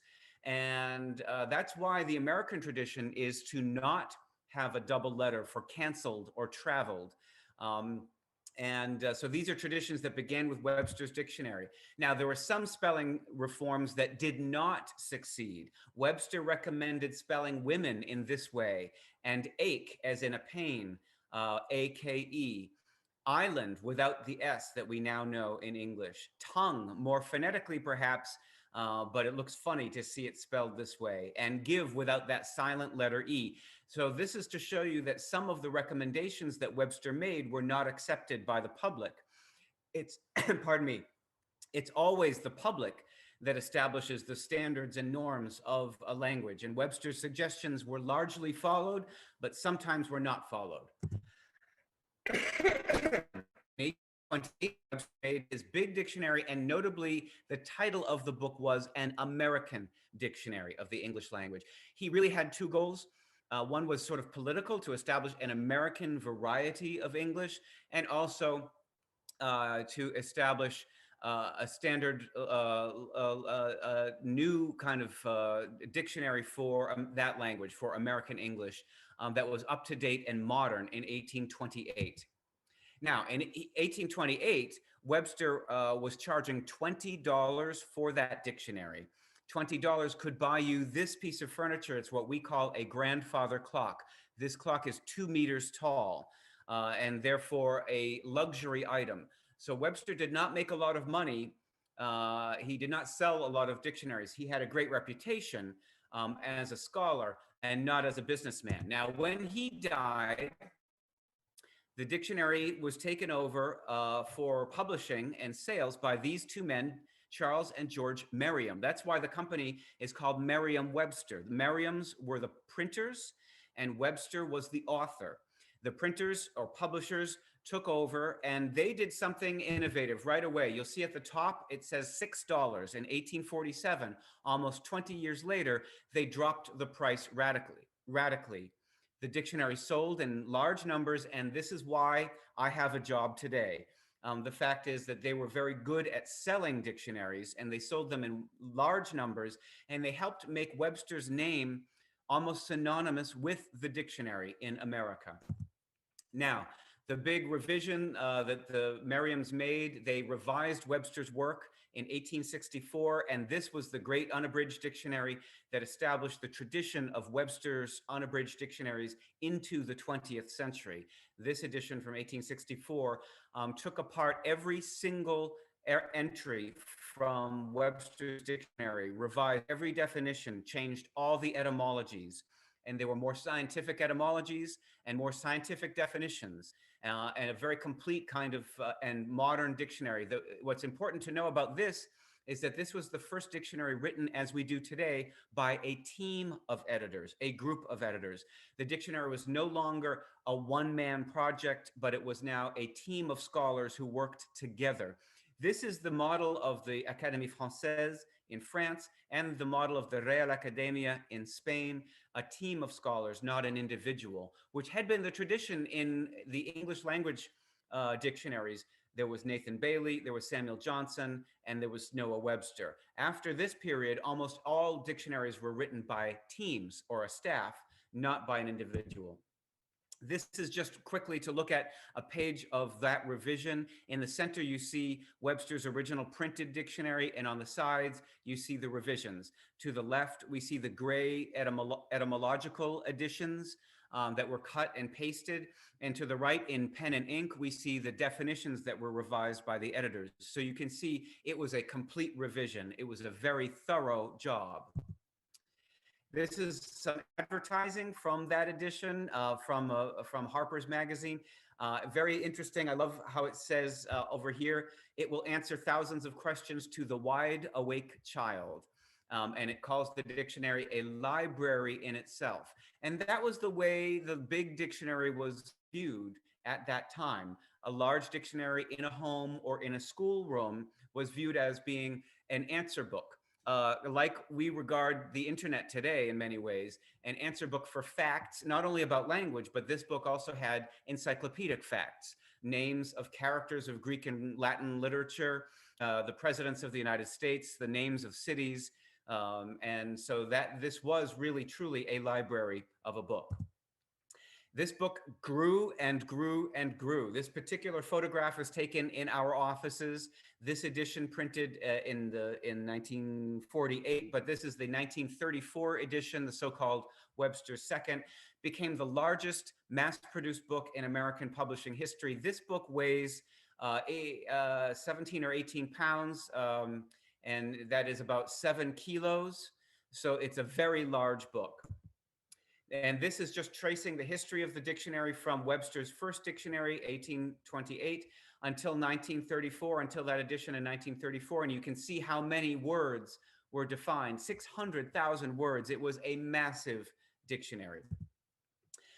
Then from there, we had an abridgment, a famous book called the Collegiate Dictionary. You may know this dictionary. It's the best-selling hardcover book in American history. It's the traditional dictionary used by schools, universities, and printers for printing books and magazines in the United States. We also have the paperback, the small paperback dictionary that everybody knows now. It was an innovation in 1947 when it first came out. Now, how do we write the dictionary? We use evidence. We use originally paper evidence, now online, digital evidence. We look for a word and its usage, and we look for many instances, many different citations, as we call them, or quotations of that word. So we can take that evidence and derive definitions from the actual use of the words. We do not make up words. We do not make up definitions. Every word depends upon the evidence, the backing, the citations of that word. And this is just one row of our many citation files that we collected throughout the 20th century. Today, we use corpora, a corpus-based system. I'm sure many of you who teach English have heard of a corpus of English. Many of you have maybe even used a corpus of English. We have our own. We also use big corpora of newspapers and of information online to do our research. Now, we're going to talk about a different kind of dictionary, a dictionary written for you, for teachers of English to those who did not grow up speaking English at home. We call it a learner's dictionary. This is the Advanced Learner's Dictionary. And we're very proud of this dictionary, written entirely from scratch, not based on anything previous, but written especially in this different way that I will now describe. It is not this dictionary. This dictionary is good for you as a teacher. It's good for you as a lover of English and of language, but it would be very confusing and maybe too complicated for your students. That's why we wrote a different kind of dictionary. So for example, if we were to look at a word like vitriol from our collegiate dictionary, it's a very scientific definition. And it's based on the scientific definition is the first one, a sulfate of any of various metals, which means a kind of liquid that burns. And the second definition, something felt to resemble vitriol. This is a metaphor or figurative speech. Now, if we look at the way we define this word in our learner's dictionary, it's much simpler: harsh and angry words. That's a very simple, very clear definition. It's also a very good definition, because that idea of burning is retained in the word harsh. Harsh has that idea of a burning sensation. And so we keep the metaphor present in our definition. And notice the blue is the example sentences. The examples give you the syntax, the context, the grammar, and the usage, the most normal usage of these words. So his speech was full of political vitriol. Political vitriol, there's your collocation. This is the way that this word is most frequently encountered. The company it keeps, the words next to it that are frequently found. And so you find these examples there. And notice the adjective vitriolic with the modifiers, comparative, superlative, more vitriolic, most vitriolic. That's to show you that this is a word that is not used in a single word superlative. You can't be vitriolicer or vitriolicest. And that is made plain in this dictionary. Notice a couple of different things too. Notice that the phonetic information, the pronunciation, this is made in the International Phonetic Alphabet. And it's familiar to you for that reason, vitriol. Notice that in this dictionary above, written for native speakers, it is not the International Phonetic Alphabet. So it might be more confusing for native speakers of Spanish, for example. We'll look at one more entry, decrease, and it was given with the etymology de crescere. In Latin, crescere means to grow, and our definition is to grow progressively less. Now, that's an old-fashioned definition based on the etymology. You'll see in our definition for learners, to become smaller. It's more clear, it's more direct, it's simpler language. It's not baby talk, it's plain English. It will get you to the information that you need as quickly as it can be done. And you'll see those interesting example sentences that are given synonyms. The population is decreasing, the population is steadily decreasing. And you can see that we give the information about transitivity. No object, an intransitive verb, plus an object is a transitive verb. So the grammar is given in this definition much more than in the other one. So you can see there's a lot of information here that's useful to you and to your students. Now we'll look at something else that's very different about this kind of dictionary. And that is the use of idioms, or the explanation of idioms. Idioms are often, as you know, very difficult because they can contain words that do not mean literally what they appear to mean. So let's just take a quick look at horse. A horse of a different color is something that is very different. To beat a dead horse is to keep talking about something after it's no longer interesting or relevant. To change horses in midstream is to choose a different leader during a time of crisis. This is a term that was used, for example, during the 1930s and 1940s, during the Depression and the war, when we had an American president who was elected 4 times, the only president who was elected 4 times, Franklin Roosevelt. I could eat a horse. This is an interesting idiom in English because it means I am very hungry, but it doesn't mean I want to eat horse meat. It just means I could eat a lot of food at once. I could eat a horse, a very good idiom in English. From the horse's mouth, that means from the original source. Today, you are hearing about the dictionary from the horse's mouth because I'm a person who works with dictionaries at a dictionary company. Hold your horses. Now, you probably know this one. I would say this is one of the most common idioms in English, and it's one that you should teach, I think, maybe by the end of the first year of English. I think the two most common idioms in English are a piece of cake and hold your horses. When a piece of cake does not refer to dessert, then it's something that you need to explain. A piece of cake in English means something that is very easy. Slice of cake always means dessert. So that can show you how important it is to know these idioms, to know those slight variations can have a big effect on meaning. To look a gift horse in the mouth is to be critical of something that was given to you. To put the cart before the horse is to do something in the wrong order. And the wrong horse is to choose poorly, to choose the wrong wrong candidate or the wrong stock to invest in or the wrong door to open. It's backing the wrong horse. So these are different idioms. There are also collocations with horse. Charlie horse, dark horse, high horse, hobby horse, one horse, rocking horse, stalking horse, seahorse, and Trojan horse. All of those are also in the dictionary. So you can see just using one concrete noun, you could create many lessons based on this one word that is so rich. Now, concrete nouns in English are often rich in metaphors and idioms. Oh, here's our piece of cake, right? You know, piece of cake. To have your cake and eat it too means to have the good parts without the bad parts of something. Icing on the cake is something extra beyond what you have asked for or paid for, and it's always a good thing. And a piece of cake, there we go, something that is very easy. So you can see that idioms are rich in English as they are in Spanish, as they are in every language.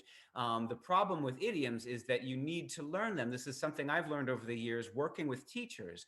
Idioms you need to teach and learn in a very special way, because if you are a native speaker of English, if you're a native speaker of any language, then you learn idioms semantically by meaning. So I could think, I'm hungry, I could eat a horse. At no point do I think of the animal. But if you are learning English, you have to learn this idiom lexically, according to the word. So what is that idiom in English with a horse that means I'm hungry, but not for a horse? And you have to go through those motions, those mechanical thoughts every time until you don't, until you are fluent with that idiom. And as you know, fluency comes from connecting fixed phrases like idioms with spontaneous production. And until you can do those two things, you are not fluent. We need both. Your students need both. Oh, take the cake. There's another one. So we are going to now look at something new, a different way of thinking about dictionaries. A very basic question. What makes a person look up a word in the dictionary? This is something that no one could have known. Webster could not have known in 1828 which words were looked up in his dictionary.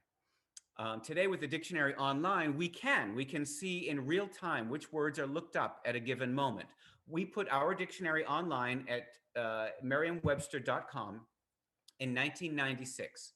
And in 1997, the first international news story, maybe the biggest one that was shared widely online, was the death of Princess Diana. Now, you all might be aware that we just this weekend had the marking of the death of Prince Philip from the same family, kind of the same international story, the royal family of Britain.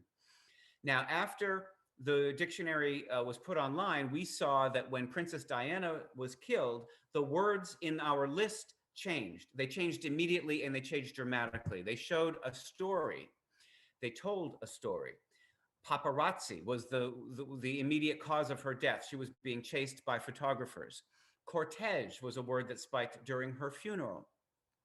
And finally, and maybe most intriguingly, the word princess itself was looked up. Now let's look at these words. Paparazzi is a difficult word to spell in English. Are there two P's? Are there two Z's? What's the singular of paparazzi? Maybe people aren't entirely sure what it means or where it comes from. But it's certain that in the moment in the moments following Princess Diana's death in the news, many newsrooms, many reporters, many writers were looking this word up in the dictionary, as well as members of the public. Now, cortege is interesting in English because it's actually a French word, as you might notice. It's one of those modern French words that is pronounced in the French manner in English, like the word garage. Cortege has an unusual pronunciation, and that's maybe why people looked it up. Now, finally, princess. Princess is a fairly common word in English, and it would be well known to adults for the most part and children. It's not terribly difficult to spell either. However, there are other elements in a dictionary definition that might send you to the dictionary. For example, questions about what a princess is. Is a princess born a princess, or can she be married into a family? Will a princess automatically become a queen? Is a princess higher than a duchess? These are all questions that I might refer to as encyclopedic questions. Questions about the nature of a princess and not the lexical fact, not the word princess. And yet those are kinds of questions that dictionaries can answer also. So those may be reasons why people look this word up. What we have discovered over the years is that very often words like princess, words that appear to be common or basic, are the words that people look up in the dictionary. After 9/11, we have words that told a story. Words like rubble and triage and terrorism and jingoism. And finally, words like succumb and surreal. So initially, words of concrete destruction, rubble and triage. Rubble are the bricks and stone and steel of damaged and destroyed buildings. Triage is, I think you have the same verb in Spanish at least.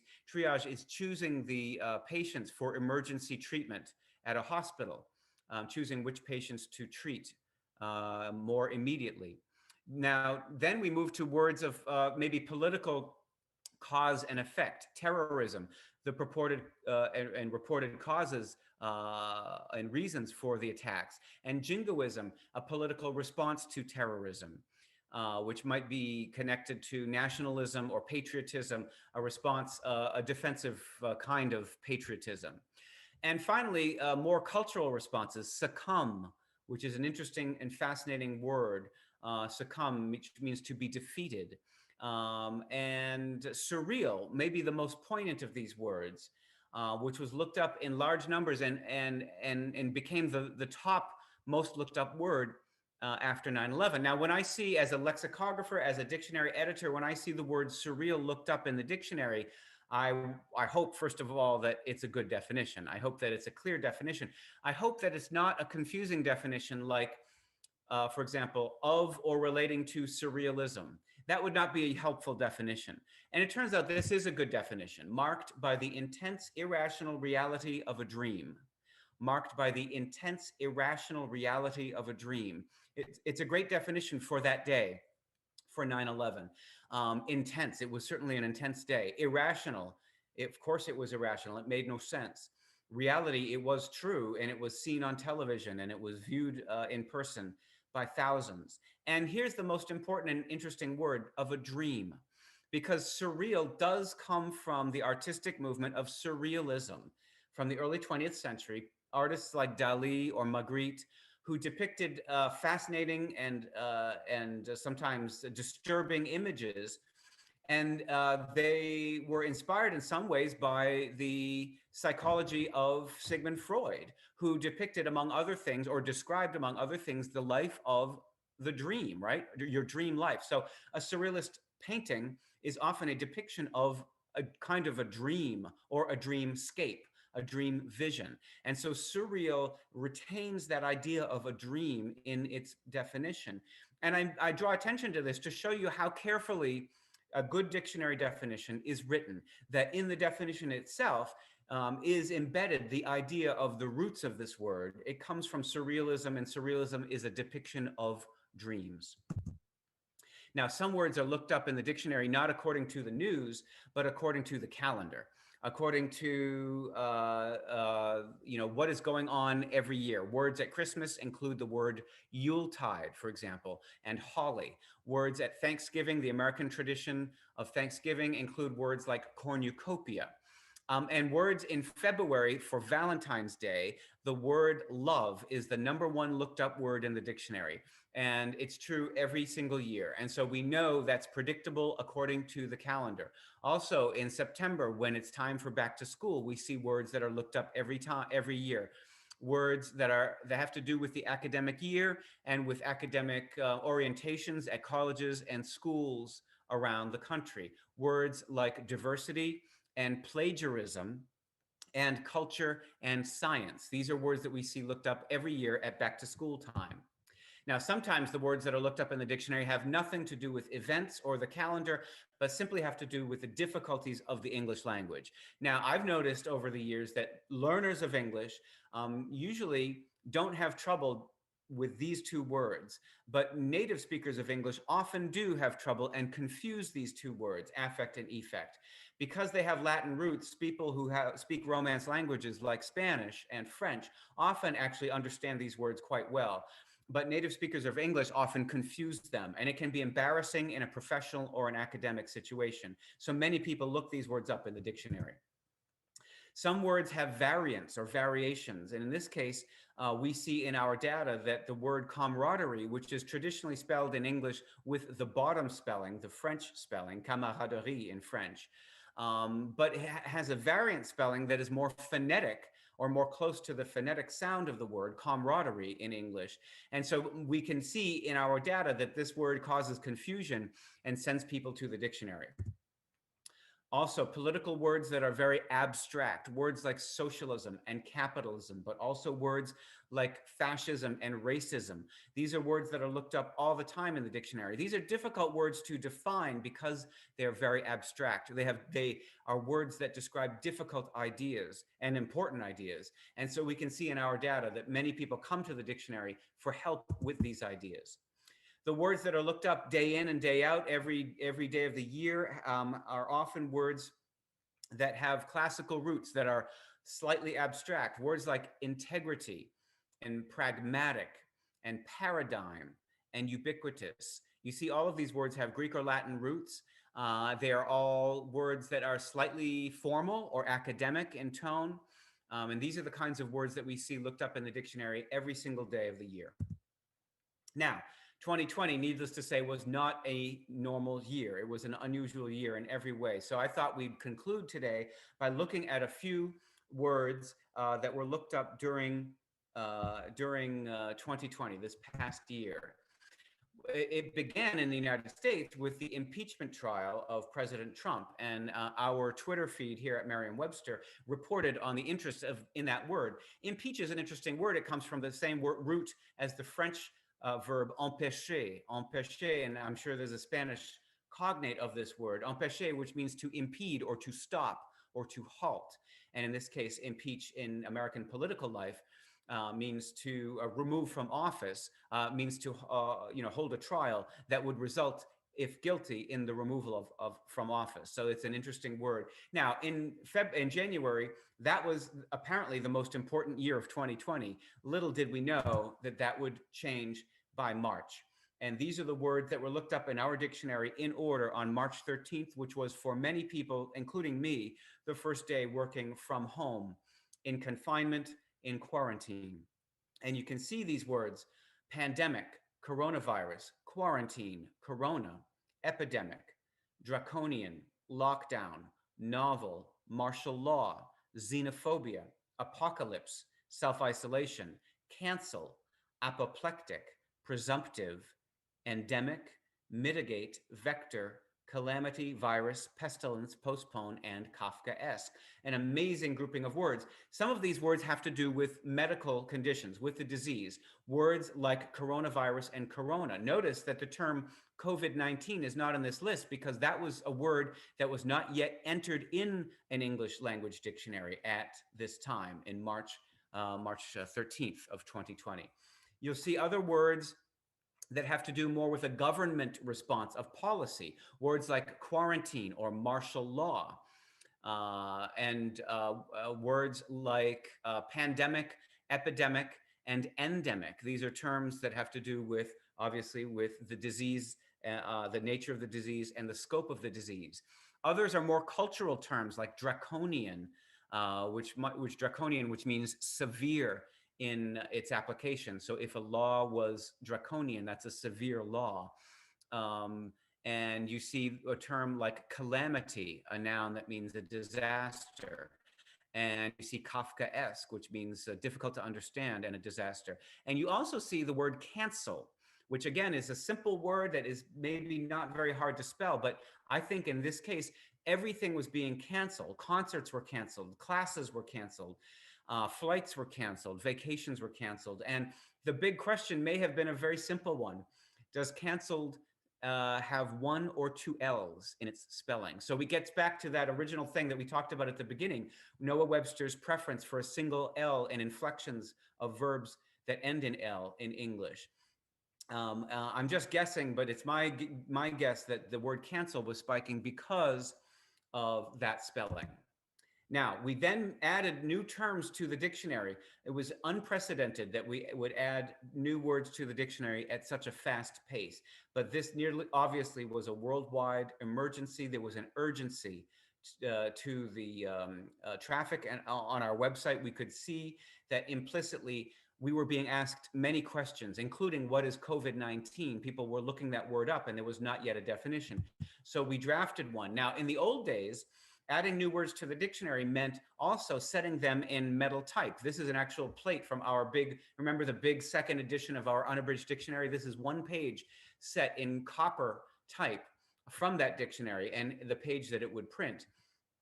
It used to take a long time. You'd have to first do the research, edit the word, put the word in typesetting, and then print the word, and then deliver the dictionaries to the stores, and then finally sell it. So it could take a long time to add a new word to the dictionary. Online, however, we can change the dictionary much more quickly. And that's exactly what we did in this case.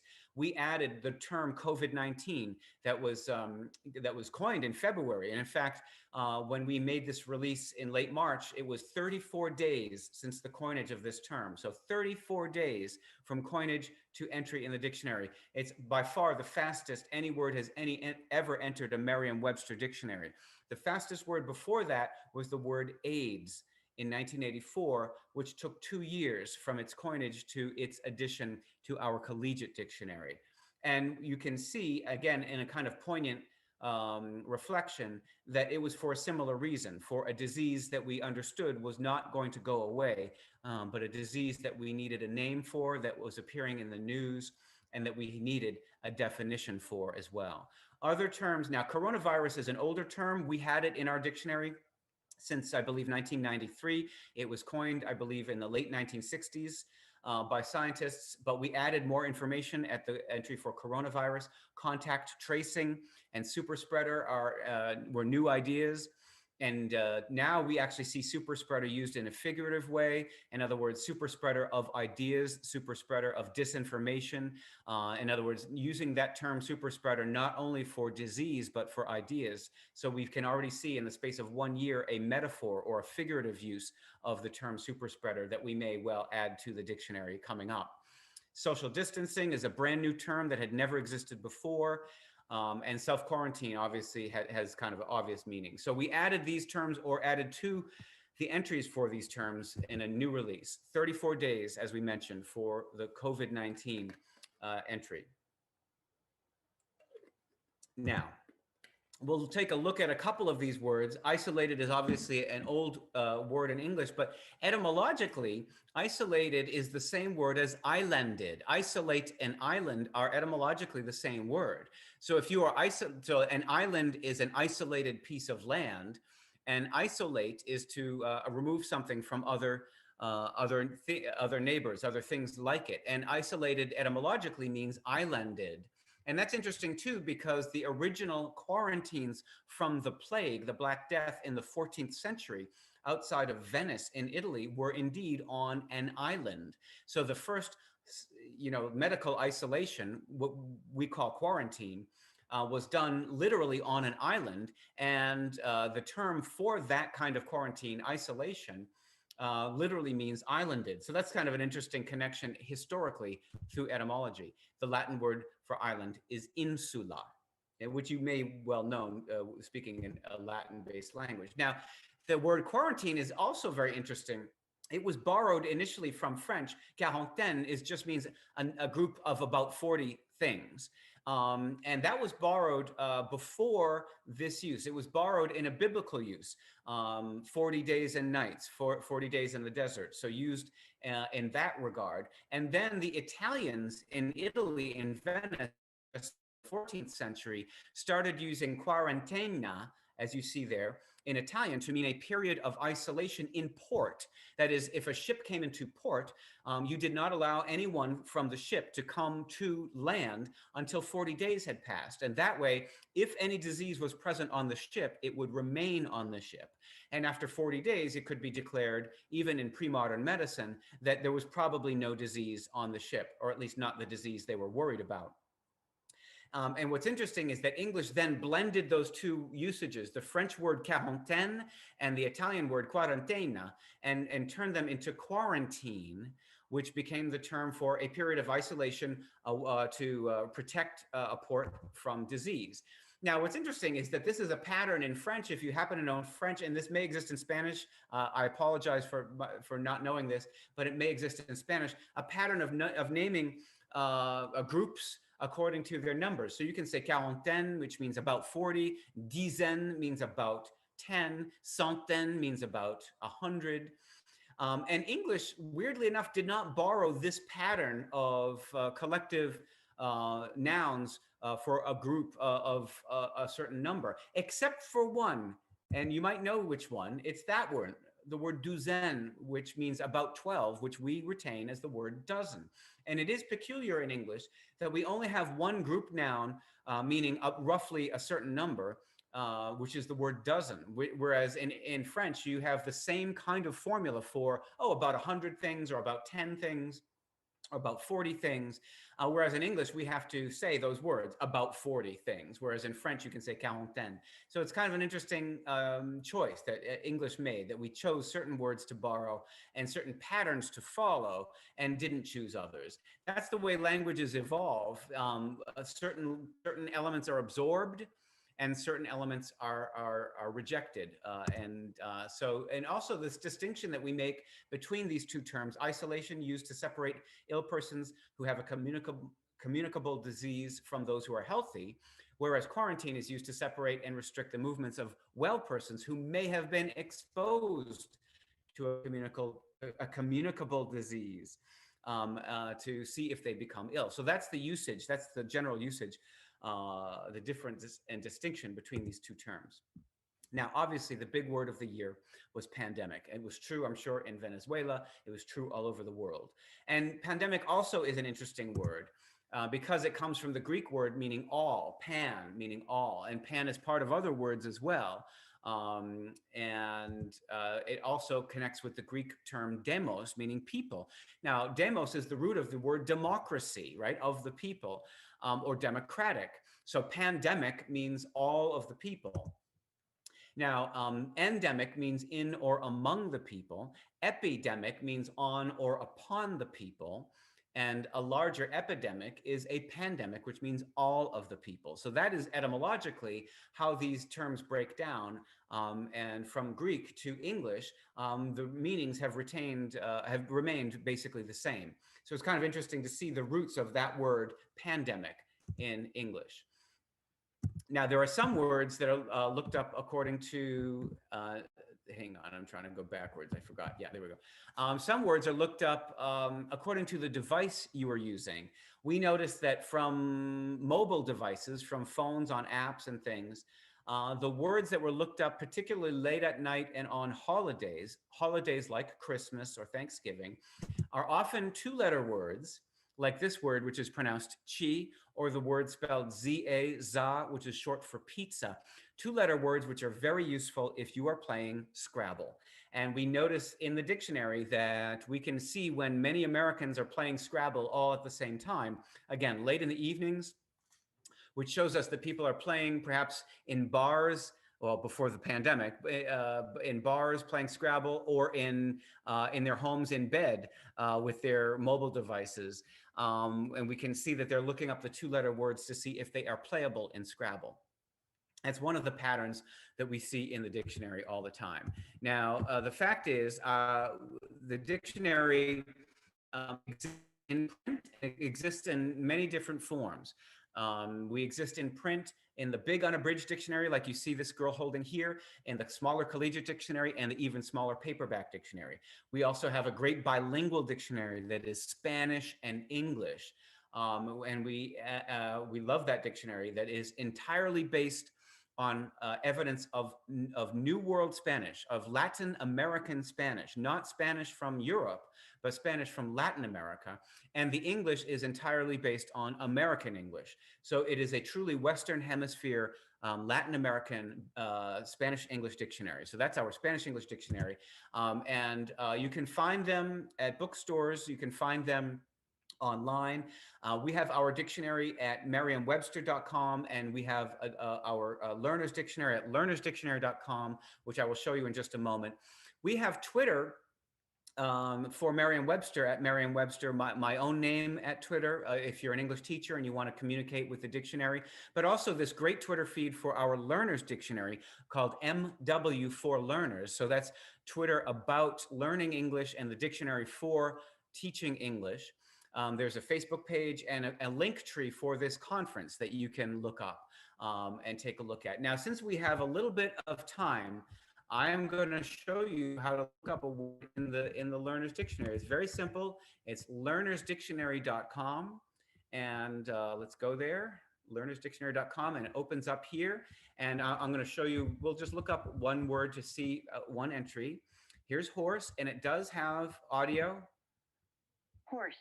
That you can hear every word spoken out loud, not by a machine, but by a real person speaking those words out loud. So that's really good for your phonetics and for your students. Sometimes the voice reading those pronunciations is me, and you get to hear a good accent.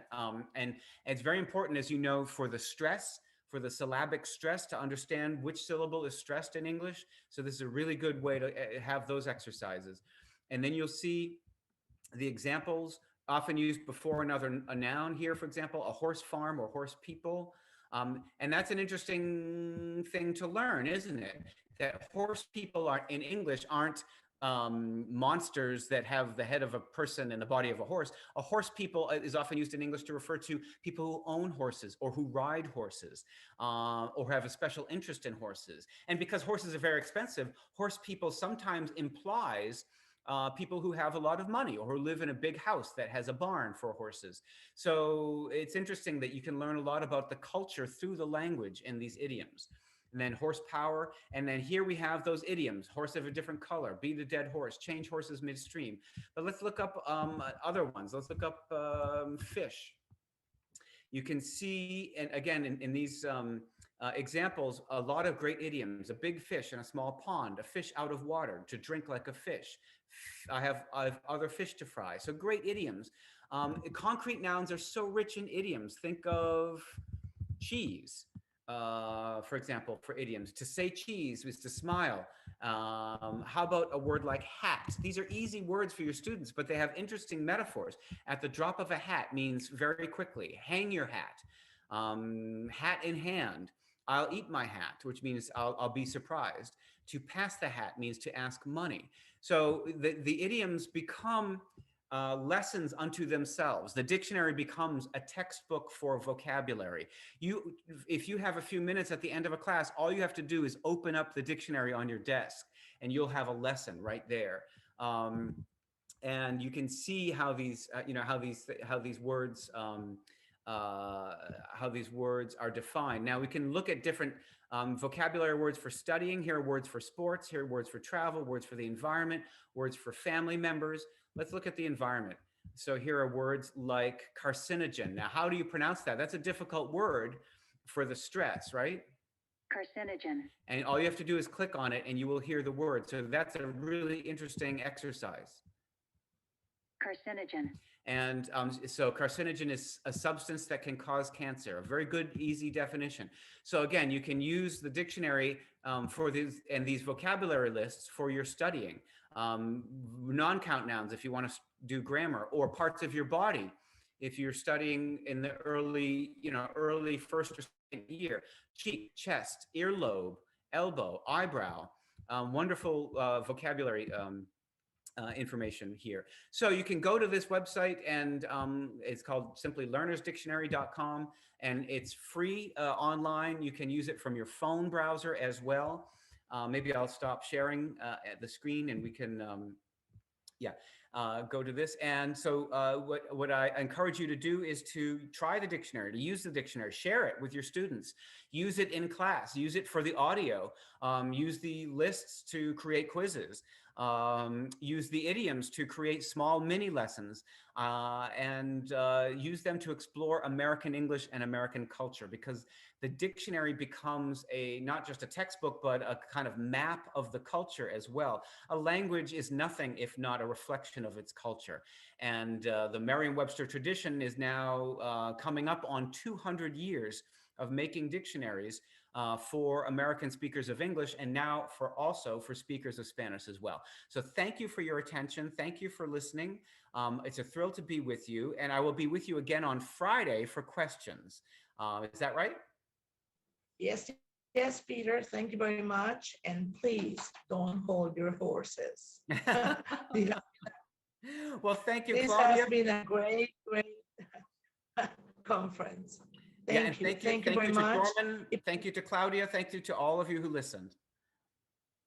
No, it's been an amazing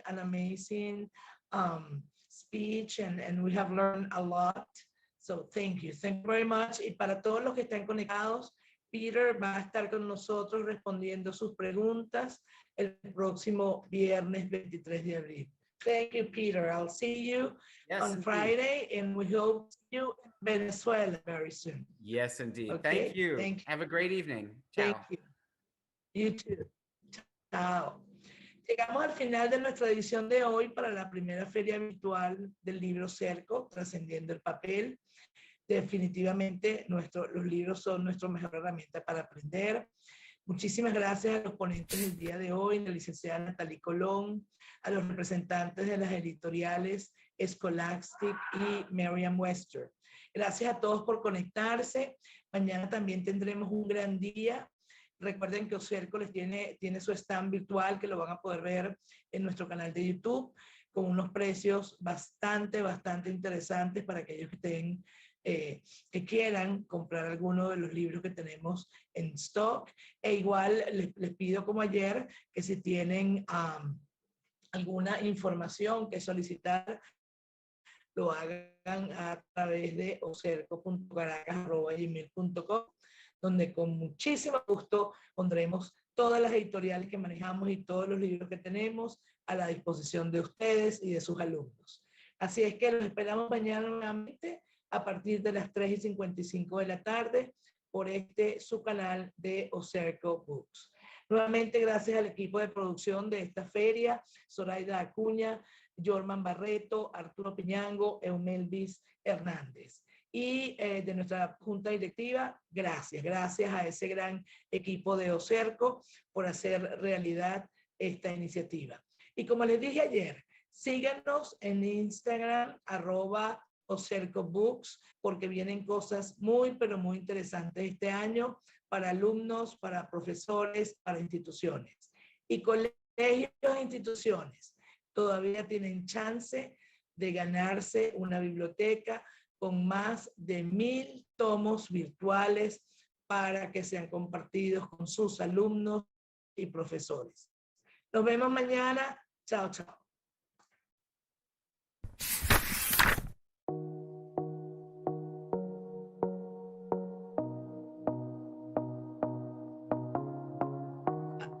Gracias a Dios.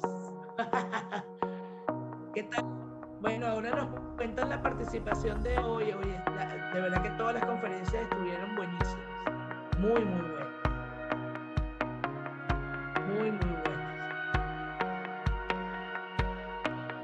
¿Ya puedo hablar? Ya fue. Pero vieron que me porté bien. Yo no puse el micrófono. Hoy se portó magistral. Muda.